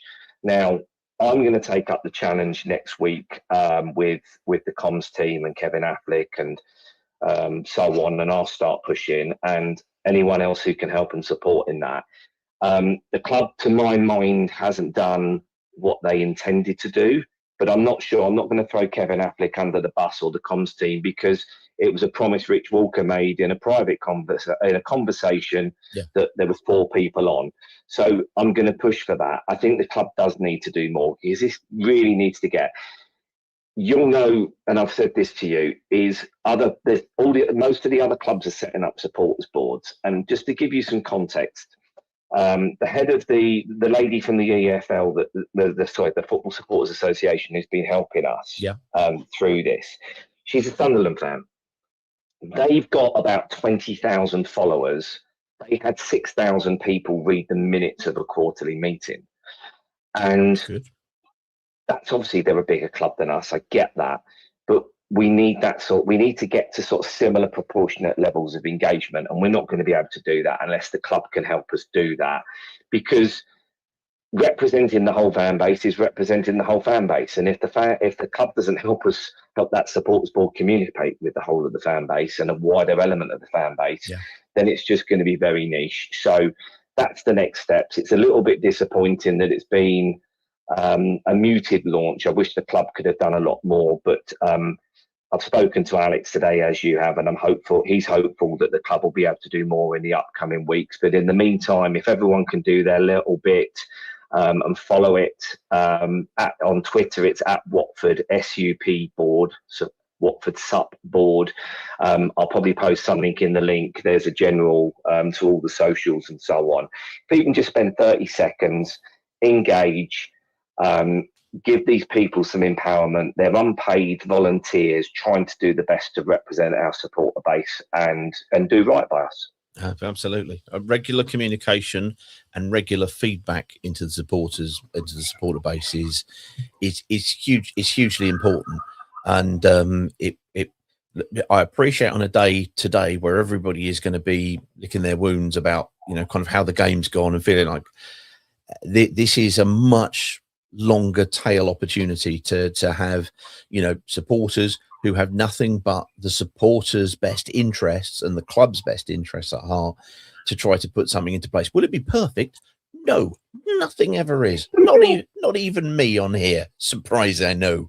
But it won't be perfect, but it'll certainly be better than not doing anything. It's there, and if with the better, it will be if we all get behind it and try and help. And if anybody knows Alex King, by the way, if it's the game where we've lost to Swansea, a few seasons ago, of course, we lost 4-0 to Swansea down at their place between Christmas and New Year. And his uncle rang in, and it's a note that became legendary because it was a rant and a swear like we hadn't witnessed until then. We've had it quite a lot now. But yes, Alex is going to be the chairman of this thing. So if you want to know about some bona fides going all the way down to Swansea and watching us lose 4-0, you all know how you feel today. Get behind him. That would be absolutely superb. Simon, anything else you need to add on before kind of? No. I'm just laughing at how you wrap that up. I mean, in another world, that could have been me on the supporters board, and trust me, I'd have sworn and cursed a lot more. And I think Alex is going to do a great job and be really good and diplomatic at it. It's a fine balance to engage with a club like that on a professional level. And I know I wish Alex and his team really well with it all. Great stuff. Simon, sir, have as good an evening as you can and watch the wires. We don't know what's happening today after that particular let's not call it a game of football. There you go. Simon, thank you very much indeed for popping on and letting us know about that. Let's get to Will BP 37 and see what Will thinks about things, not necessarily about the ball, but about the game. Let's get back to the issue. The game. Game's a strong word because that was a mess, really. My problem is those 4 games which seem to give him so much credit back just seem to be the complete anomaly. It's looking like a case of insanity for the man, where he's doing the same thing every week, which just doesn't work. He's made his impact subs of Bar to come on, and he's basically playing as a wing back in front of Ngakia. You could see he was dropping deep when all you needed to do was just whack him on the last man and get him running in behind. It just makes sense to get your fastest players on the back foot, but he doesn't seem to like that. He's every single player throughout the 90, can't put it on tired legs, was static, and we have been for weeks. Yes. I've never seen a team move less. And we've got creative players who are able to move the ball well. We've got Ngaki who likes a deep cross into Kerengard, who admittedly has been miles off it for weeks, and is still being persisted with. Loser can play a great pass in behind or to spread the play if he needs to when people are actually moving around, which doesn't seem to be happening. A Banquer no longer seems to, a Banquer, or when we had a lane, used to be able to surge with the ball a little bit. That doesn't seem to be happening. Just no one seems to move apart from Mama and Bola today. Bola hasn't really been making overlapping runs for the last couple of weeks. It just seems as though he's more than happy to sit off with a side which is more than capable enough in a championship this week. Any other season, I'd be sat here saying, yes, maybe you can forgive it and it's a bit of a stronger league. But this season is a league where no one is particularly strong. I go into every game on paper, and on paper is obviously a key thing. Football's not played on paper. But every game I go into it, and I never think we will be outclassed going into it. Like last season, there was who went up. Burnley every game. Leeds and exactly. Like every game of those, and Sunderland as well. You go into it thinking it's gonna be a challenge every week this season. Before the last couple, you go into it thinking we could do something here if we just play our cards right. And Javi seems to be stuck playing the same system which he played 7 goddamn years ago.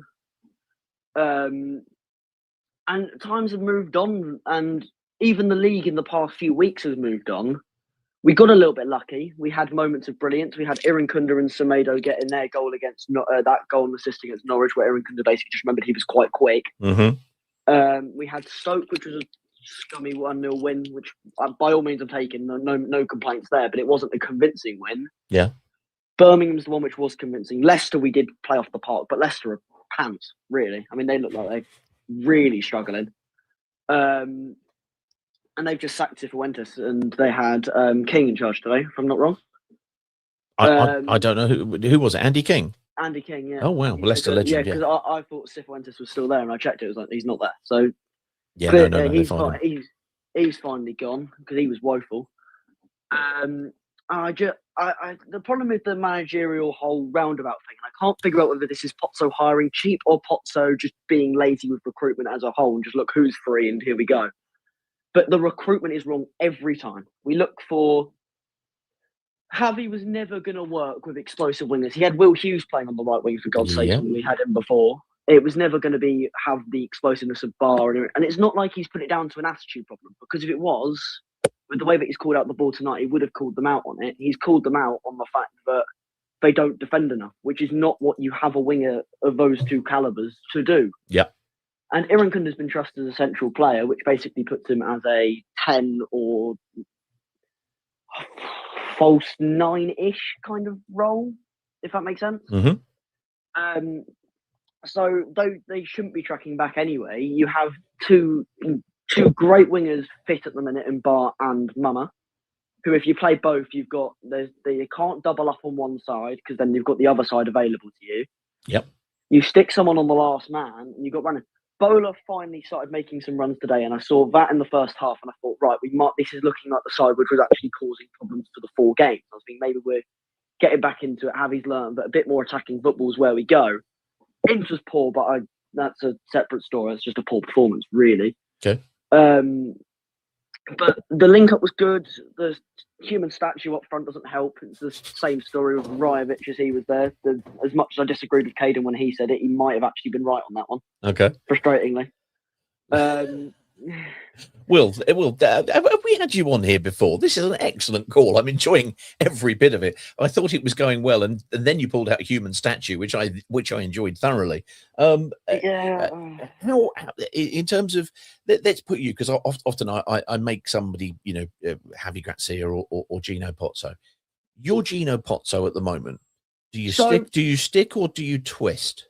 If I'm Gino Pozzo, I twist, but that's only because I think he hired wrong. I don't trust him to hire someone better, and I said this the other day on one of the other spaces I joined. Right. I couldn't normally I'd look around and see who's kicking about just purely out of interest because I just quite enjoy doing that. But I haven't had a look because I've been trying to look at things at face value, and I haven't seen who's kicking about and who's available, and so I couldn't give you a replacement offer. Okay. No, that's fine. I'm going to. Is green and nonsense. I can't give you. I'm going to twist. I'm going to twist. I'm going to put you into another body of another human being. You're Javi Grazia. Do you stick or do you walk? I'd walk because it'd be less embarrassing for him because I think he's called him out, and I think the fans have turned on him. There was the whole Blackburn situation last week where I was watching the TV and thinking, "Oh, Bar's being subbed on," and then I heard Irankunda chants as well. And I was like, "Oh no, the fans are just saying sub him on," in which he didn't do for another 20 minutes, if I remember correctly. Mm-hmm. Fans are turning it. I mean, I sit just above him, so I sit in the Sir Elton John just above them. Okay. And it's not pretty. We've got people who are quite opposite of happy clappers, even if things are going well. Yeah. Always willing to say that, and as well. But we all like. At the end of the day, I saw somebody walk down the steps just after we'd conceded the second, or it might have been just before the second. He started shouting at Javi, telling him to sort it out, and you're watching the same thing over and over again. It's just, and it's not working. By all means, if we were playing okay and it was not changing as such, but we weren't looking dismal every game, and it was something to write home about, I don't think he'd be nearly as much problems as he is. But he's caused the problems himself. The Rocco Vata thing definitely hasn't helped his case with the whole obviously the medical team as well would have cleared him to come back to training, but even he didn't look confident in those training videos of him saying he's back just, and a bit of minutes off the bench was what we were expecting, not a start. Yep. And it just felt inevitable. The moment I saw his name in the team sheet, I think everyone I speak to who support the club, we all said he's done. He's going to get injured. It's just, and then Bar sat on the bench going, well, what's he got to do? Chakmatat's not looked good since he's come back from his injury. Again, it's a big injury, so I'm not too surprised on his part. Yeah. But he doesn't have that end product. Same. Yeah. He never had he was always struggled with the end product, but he always had that ball carrying ability to give him a bit of credit, if that makes sense. Yeah, that's fine. Give him a little escapism from that lack, because he helped so much with gaining distance up the pitch, even if he couldn't quite find the final ball or get the shot away or whatever. Fair enough. He's just lost all credit for, because he doesn't have that anymore at the minute. Irankunda, I thought, was quite good off the bench before his red card, which didn't look like a red from where I was, and looking back at it, didn't look like a red, but it was silly. He's come out and apologised. I think he's fessed up to it, in terms of that. when you're only fight in the second half, because we had Ince's shot and nothing else, if I'm not mistaken. I didn't really see any other life in us, really. There was a header from Kieran Gard. Yeah. But it was quite far out. He tried to do his best, but it was exactly. It wasn't really troubling the keeper. But other than that, not a lot. And Javi on the touchline, that touchline always. There's been managers in the past where even when things aren't going well, they out on the touchline, they're still giving it a bit of something. Javi seems to sit down. He doesn't seem to respond to anything. There's very little life in him. He doesn't really Cleverley was still. And this isn't by no means me backing Cleverley because we were absolutely terrible second half of the season. But he was always on the touchline giving it something. Yeah. Whereas Garcia just seems to he's either hovering around his seat, not sitting on it as such, but he's never out once we're 1 or 2-0 down. I didn't see him make a call despite the fans telling him just give him something. He just doesn't give anything anymore. And then the call out of the board seems silly because this January's it's been interesting because I think at face value it's not a great window. You've lost a great centre half, signed a replacement who's 3 years younger. With whether he's physically ready, we're not sure. Bove, I hope we could see within about 3 weeks because it's not an injury as such; it's just a lack of fitness. I've heard reports that he's impressed everybody with his level of fitness, but it's more that kind of coming up to game speed, I think, as much as anything. Well, I think I'd have him on the bench as soon as possible and just give him 5, 10, just slowly ease him back in. It won't be sparkling for what the hype is. I think the hype's more about getting him integrated in a way which makes him feel positive about his football again more than it is about. Yeah, and also he is a quality player for our level. Whether he reaches what we think he can reach or not, on a face value signing, he is a quality player for what our level. If he can get there. Well, he was bought out, and I appreciate that he's probably been overexposed. He's been there a week, and kind of there's been little come out of the club other than that, and then obviously Mafuni. But there's been a lot of stuff around him. But in fairness, he came down to the fan zone at kind of 2 o'clock or what have you, and they had people were queuing all the way back, and they had to close. They had to close the queue. He was there. He was autographing. He was all smiles. He was very, very professional. The messages that I've been told about him is that he is just, as an individual, he is just a class individual. You can see why he has played at the level he has, because and he's been brought up in the right sort of environment. I think it's important that the other players pick up on those class elements and go, that can be done that way, and pick up on it. Wilson, absolutely fantastic call. Thank you very much indeed for joining us. Not a problem. Please don't be a stranger. I absolutely love so many of those comments. It's honestly, it's just not true. Human statue, very, very pleasing. Now, one person I did try to get to, I got to say hello to, and then I got pulled into other conversations. I didn't get back to go and talk to him. And I finally got to say hello to Ant face to face, and then I buggered off. I'm sorry, Ant, mate. Now, if anybody remembers, Ant normally, and I'll be interested to see if he does, normally comes in to his own theme tune. And if you're ready, fire away.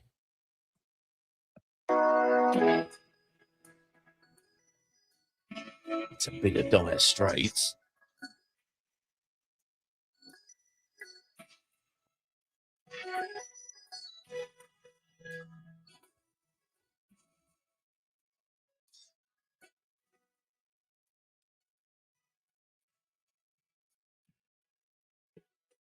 You're listening to the Do Not Scratch Your Eyes karaoke show.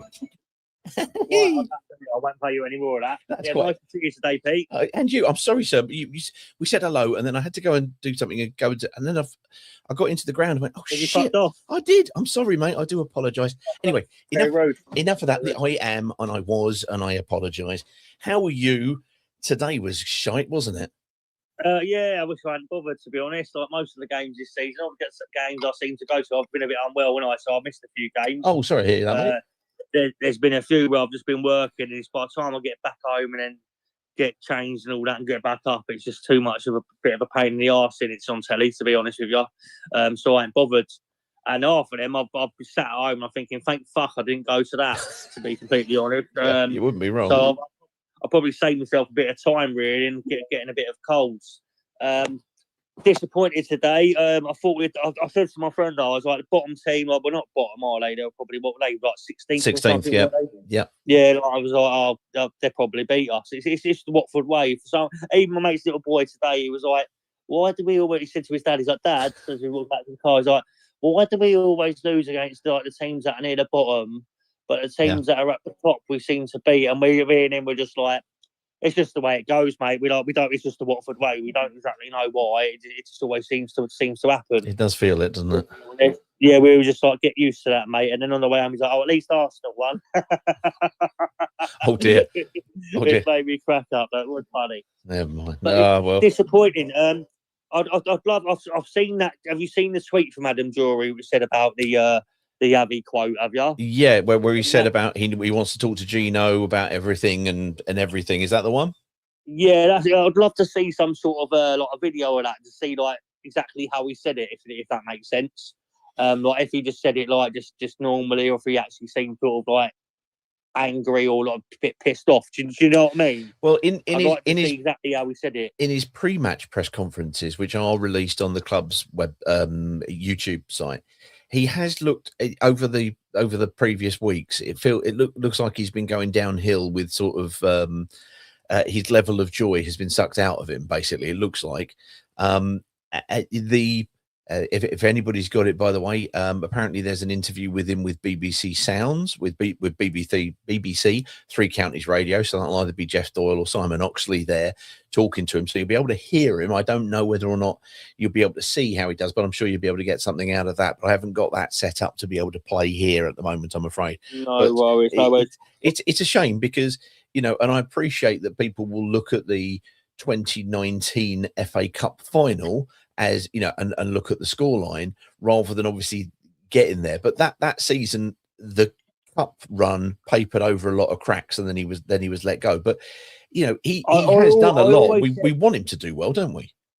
We want, well, of course, yeah. But I've always said about him, and people are saying it again now. When I saw Richard Walker, where I used to work, and I used to bump into him quite often. This was years ago when he used to manage us before. Yeah. Before he got sacked, I went, he's stubborn with his team, Rich. So that's the problem. It doesn't work, and then you play a few more games, and the team's not changed. He sort of seems set in his mind with a team that he had put out. Now, whether he's being influenced in regards to that, if you know what I mean, is another thing. I'm not too sure.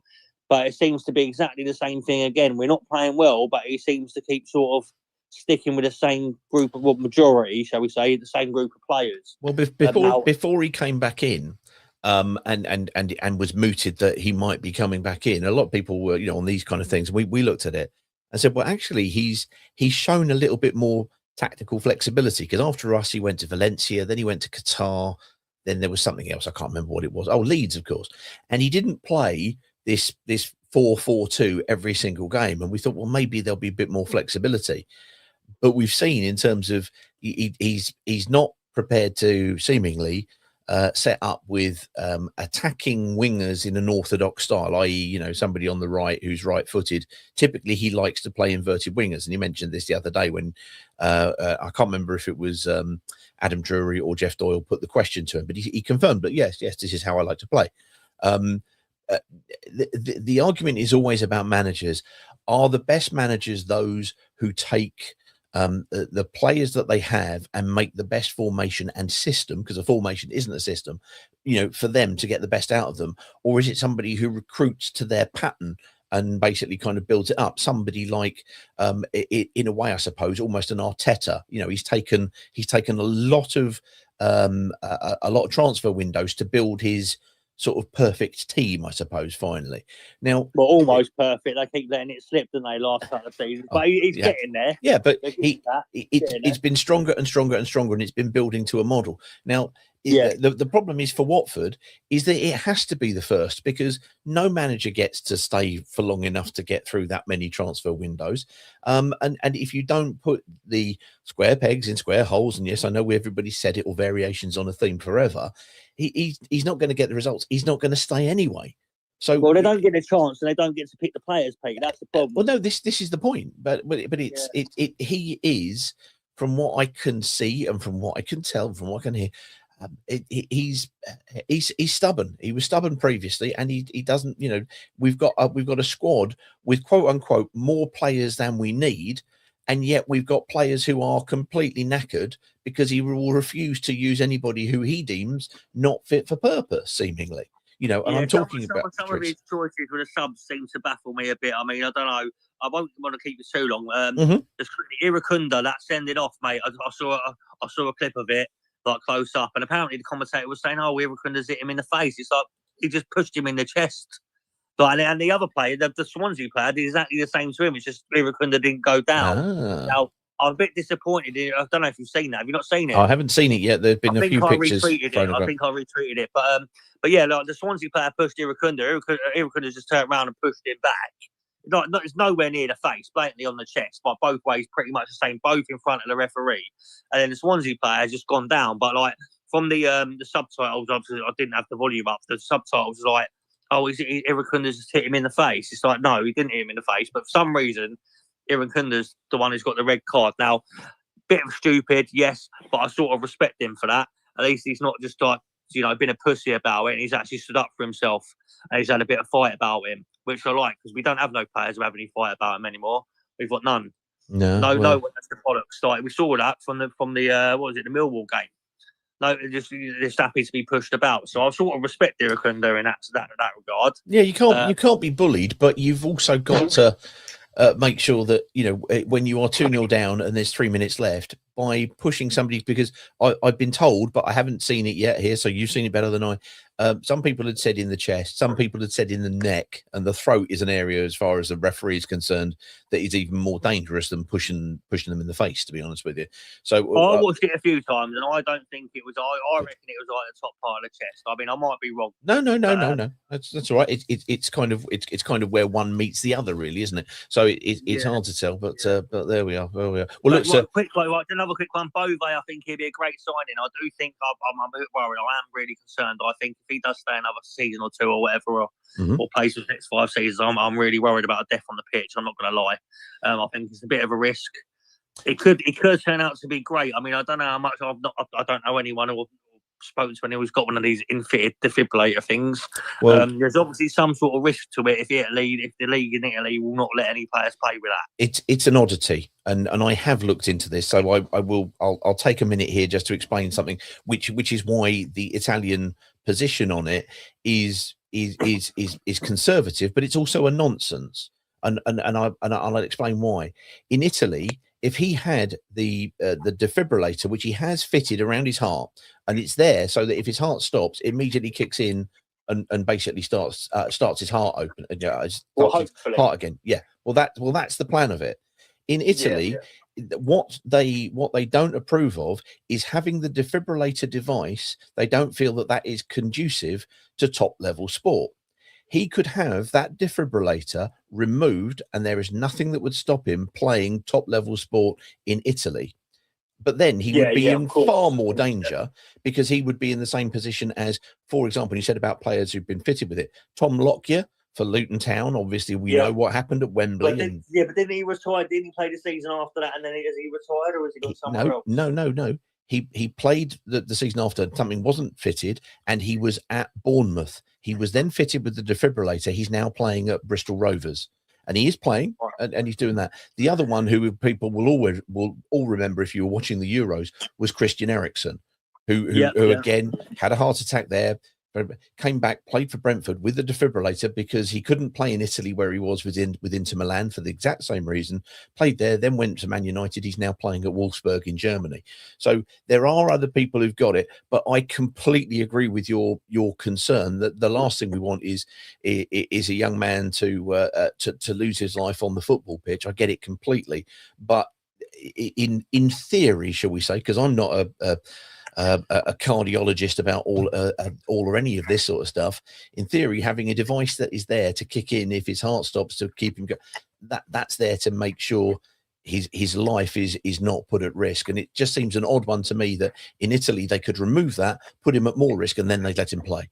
It just seems a little bit of a strange one. Bit strange. But I mean, so when does the transfer window actually finish? Is that Monday night? It's Monday night at 7 o'clock. However, They are leaving open until 9 p.m. the what they call deal sheets, which is when clubs, if they've had somebody sign, they supposedly have 2 hours to get them in. How they have these timed but not sent across at 9 o'clock, I don't know. But so we'll see whether or not there's anything more. But deal sheets are where, you know, the deal's nearly done and it's kind of submitted, but we'll get the paperwork to you. So it feels like it's going to be sort of somewhere between 7 and 9. And it will finish there, and we will see what happens. But obviously, with regard to the manager, we've got more worries, concerns, or see what happens there in the meantime. So we'll see there. But and lovely to see you today, sir. And next time I see you, I'll buy you a beer and we can have a chat, which will be good. Now let's get across to. Oh, it's Martin. It's Martin. Let's get Martin in. Martin, are you there, sir? Hello, mate. Oh, you're there. We tried to get you in last week, and if you fell off a cliff along with. I must have fell off one of the cliff, mate. Well, I think it was you and John. So you were in good company. You were both falling off the cliff together. Oh, there we How go. are you, anyway? I'm all right. Long time no chat. How's everything? Yeah, it's been a while. A lot better now, thank you for asking. Yeah, I'm back. So it's all good. All good. In fact, there's a certain level of Arnold Schwarzenegger about the I'm back. I'll be back. Yeah. You're the Terminator. Oh, good stuff. Good stuff. Well, so what did you? Come on. The subjects are there. The game, the performance, the disappointment, the manager, the transfer window, the everything. What were your observations? It's a bit of a shambles all over, to be honest, isn't it? Well, welcome to Watford Football Club, everybody. It's shambles all over. Yeah. But no, I was at the start of January, before the whole Millwall situation and Hull, that I was 100% happy in. But recent performances, not willing to change. Yeah, I think it's time for him to go. Especially on today's performance, I thought we were dreadful. Had a few moments, but yeah, same old. Leaving Bar for the last few minutes, and I think it's just stupid, but there we are on that. But no, it's not good, mate. It's not good. No. True indeed. I appreciate that it's been taken over from the day, so we'll see what happens with the transfer window finishing on Monday. If we, let's face it. A minute ago, I made somebody Yavi, and then the next minute, I made them Gino. So all of these things are within my godlike gift. It seems on this. I'm gonna put you in as Valon Barami. So you have a fine taste in suits and hair that I can only be very jealous of. But that notwithstanding, exactly. That notwithstanding. Who are you going to sign before 7 o'clock on Monday? What individual player or what would you want to come in and turn this around? Like back in November, I was saying to a few of my friends that we only needed a couple of areas we need to strengthen. Okay. Because I thought we had an okay squad that could challenge. Right. But recently, I think we need a left back, we need a right back. Yep. We need one more midfielder, and we need a striker who can put the ball in the net. I agree with all of those. Who have you got one man in mind for all three? He's a fullback, come midfielder, come striker. Go on. Well, it's quite annoying because you see the likes of Derby being quite active, doing quite well, very impressive last night as well, doing the right stuff, bringing championship players in. But we just don't seem to do that, like some people were saying earlier. But it's just the way Gino is, isn't it? But it was frustrating when I watched the pre-match with Fallon and Javi yesterday. Yep. But no, we're saying we're not looking at striking options. I thought, oh yeah, we all can see we need somebody who's a bit better than Kierkegaard. But no, but Javi obviously sees something that we all don't see. But I don't know. But we're not sure what it is. No. Yeah, it's a frustration. It is a frustration to be sure. Okay, so well, give us a shout after Hull and or on the evening of the transfer window, because we're going to come on at 9 and just talk a little bit of nonsense. Probably only about an hour, I shouldn't wonder, because everybody will just want to come on, have a sulk, and bugger off again, no doubt. Oh yeah, we're not going to. We'll probably bring one player in, that guy from Udinese. Yeah, maybe tomorrow. But we're me and my team are live tonight, doing a bit of a space a bit later. Saturday nights is our thing, about 9, between 9 and half 9. Between 9 and half 9. Okay, yeah, and that's the when Hornets Jess is ready. When Jess is ready. Oh, is this Jesse Hornet? Yes, me and Jess are Ah. doing some stuff, and we've got somebody else joining us as well, who will be on later, who will be revealing. We'll do a bit of Caden there with a bit of special announcements. Oh my lord! Special announcements, Jesse. Yeah. Oh well, no. We had Jessie doesn't turn up here much, but she kind of talks and leaves things on things. And I remember, I'm sure it was Jessie. I could be wrong, but Jessie, if I was wrong, hey, it's me. It's inevitable. But when we played, do you remember the game when we played at Ipswich and we drew 0-0 and KMB nearly scored at the end from the halfway line? It was. I'm sure it was after that game. And she rang in and she was basically, I'm still sat in the car park. I still haven't moved. And this was about an hour after. She sounded really, really pissed off. I'm sure that was Jessie. I don't know. I could be wrong. I think it might have been, actually. Okay. About it. I Well, think it was. Well, listen out for Jessie and listen out for Martin on this is Twitter Spaces, yeah?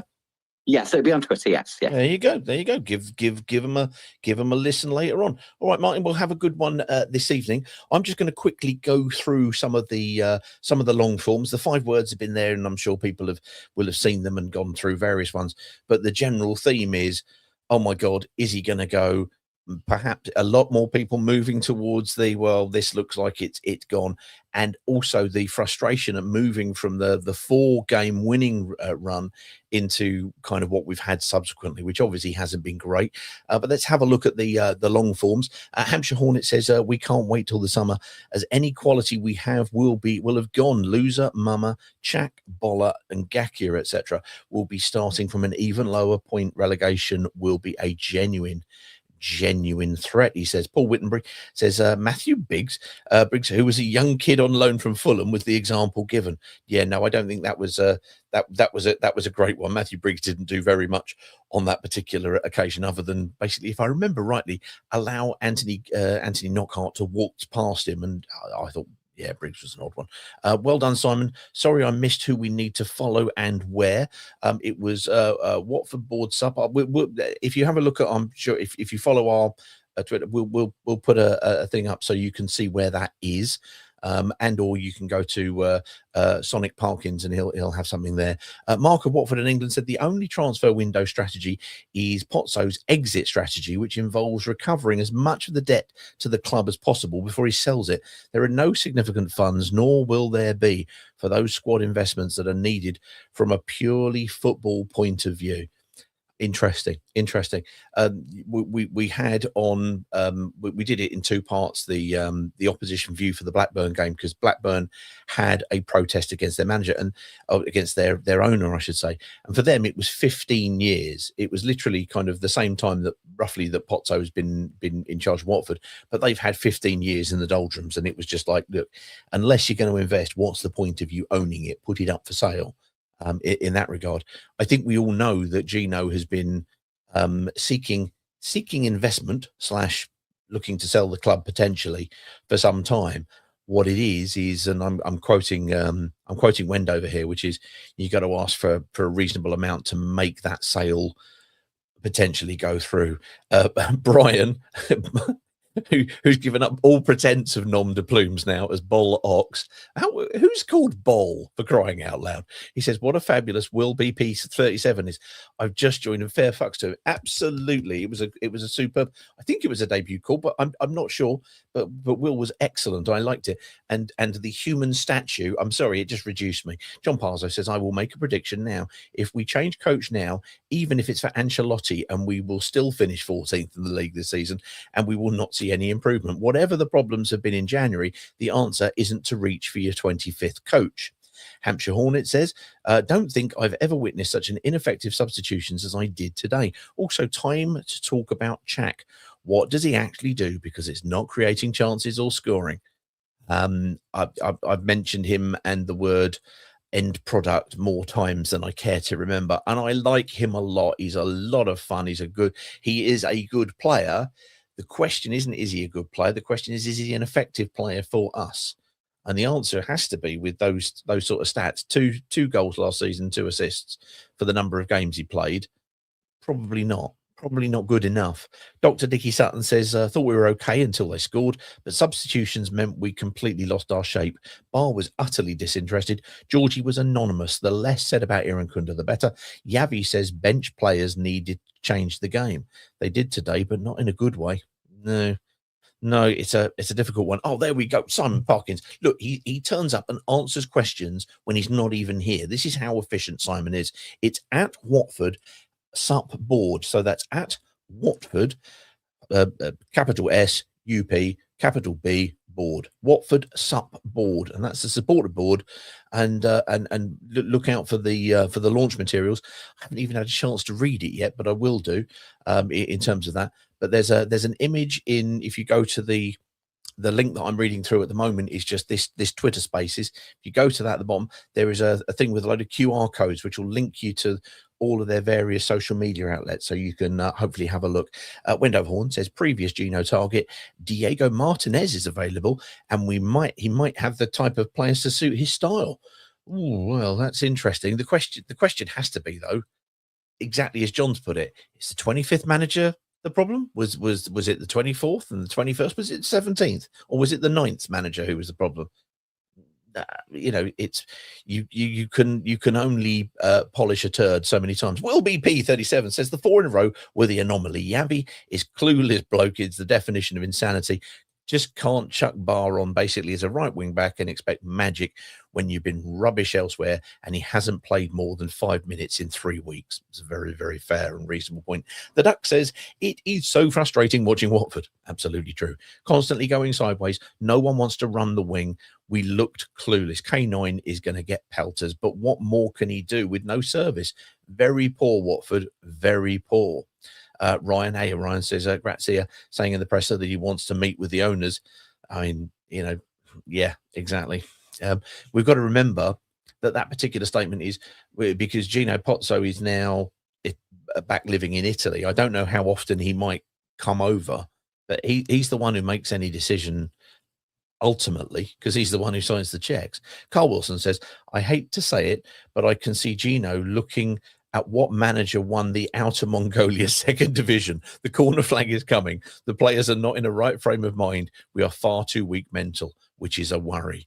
Yes, it is. It is. But I enjoyed the Mongolian second division. And the great thing about it is it's not that far away from the Georgian league, is it really? Jake says, this is Watford Fan 07, says playoffs have gone in my eyes. Today was absolutely awful from minute one. Iran Kunda red card summed it up. Hopefully Yavi is sacked tonight. A lot of people have gone on that tipping scale. It looks that way, and with the communiques coming out from accredited to Yavi, it looks like it might be a corner flag moment. Who knows? What is worrying, says Carl Wilson, is that it's the lack of talent and mental. Our heads just dropped. Well, it was, as was said there by I think it was Dr. Dickie Sutton, who said, we did okay. I was still frustrated with a number of things, but that's fine. That's just me being a grumpy old bugger. Until we conceded, and we saw what happened on last week when we conceded the goal. We scored on 26th, conceded on 28th. The rest of the game was just gone with a morass mentally. Sam Dublin Hornet has included the tweet in there for everybody to see, where he says Yavi Grazia hopes for talks with Gino Pozzo ASAP. I want to know how they feel, because I'm disappointed with the level of the team and maybe the future of the team. I want to speak about the ambition of everything, what they expect for the future. So it doesn't feel like he what's the phrase? He feels committed in the chicken side rather than the pig, if you know the breakfast analogy. Thomas says Sissoko player manager till the end of the season. Tom, don't make me violently angry. That's not the way to do it, Tom. That's absolutely the way to do it, Tom. Never mind. Ryan has also included that Grazia says he wants to speak to the owner about everything. We have to know where we are going. He says, wow. Got to say it. He said, the board, unfortunately. Oh my God, Tom Arto has included a fantastic Tom. Oh, by the way, Gary, Tom Arto. Look, Bol Ox, this is the way to do nom de plumes. Tomato, that's very good. He's included a Sam Allardyce picture. Carl Wilson has included the picture of Iran Kunda. It's top of chest, could be neck because he's kind of falling backwards. I'm not quite sure. But it's not good. He's going to be out for a number of games. So the picture's there for everybody to see. Swansea away, 9 away games and only 2 wins till today. Yeah. However, says John Parslow, 5 subs playing with the corner flag for 20 minutes may influence Gino's decision, he says. And he gives us the picture there, them all standing by the corner flag rather than being anywhere. Finally, Wendover Horn, seeking 160 million, ask a sensible price, and it could easily be sold. Plenty of takers, club attractive to many suitors. Is he asking for 160 million? Crikey, no way is it worth that. I'm sorry. To let daylight in upon magic. Well, look, we've done 2 hours on a game that was painful to sit through and be there, because obviously you want your team to win, you want them to play well, and today we did neither of those two things. We had a few bits in bobs. Iran Kunda came on and seemed to be the one force for good until an absolute aberration made him decide that he was going to take his frustration out on somebody, and that means we don't have him presumably for Hull, for Southampton, and then presumably Derby, which is a frustration, which is a great frustration. We won't be putting out a opposition view for Hull because, hey, let's face it, we've already done it once, and so all of the prediction league stuff will roll over from there. We will, however, be back on Monday evening just to allow you, should you wish to, and if people don't want to, it could be 5 minutes, and that would be perfectly acceptable, to cast a look at the transfer window and say, was it good? Was it bad? Are we stronger? I would suggest the chances of us saying it's stronger are very, very few indeed, but we'll see who goes out. We'll see who comes in. The problem is we've got deadwood that we need to get rid of because Gino won't play them. So if Gino decided to go, or it was decided that Gino was to go, will they make a decision that actually whoever they're going to bring in might play them and therefore they won't make changes? Or will they see it as a reason to actually do something? Because whoever they're going to bring in is going to play those players. Because seemingly, Javi has seemed less than amenable to playing all of the squad that he's got. And therefore, we've ended up with players who have run themselves to a standstill in some areas of the pitch, and therefore their performances have dipped off. What will happen? We will see. We will see. Do look at the supporters board stuff if you can. Do follow them. Do show that there is a support for this, because the more that do it, as Simon said earlier on, and thanks for coming on and saying it, Simon, the more people who do it, the more people who engage with it, the better it can be. It won't be perfect. It's not going to be the elixir of everything and solve everything overnight. Not at all. This is one to be in for the long haul, I think. But the more we engage with it, the better chance it does of coming off and hopefully being something positive for everybody. So look, as ever, thank you very much for giving us your time. Hopefully it's not made today feel better, but hey, human statue, that was funny, wasn't it? So look, thank you very much indeed. We will see you on Monday, and have a good rest of the weekend. You ones.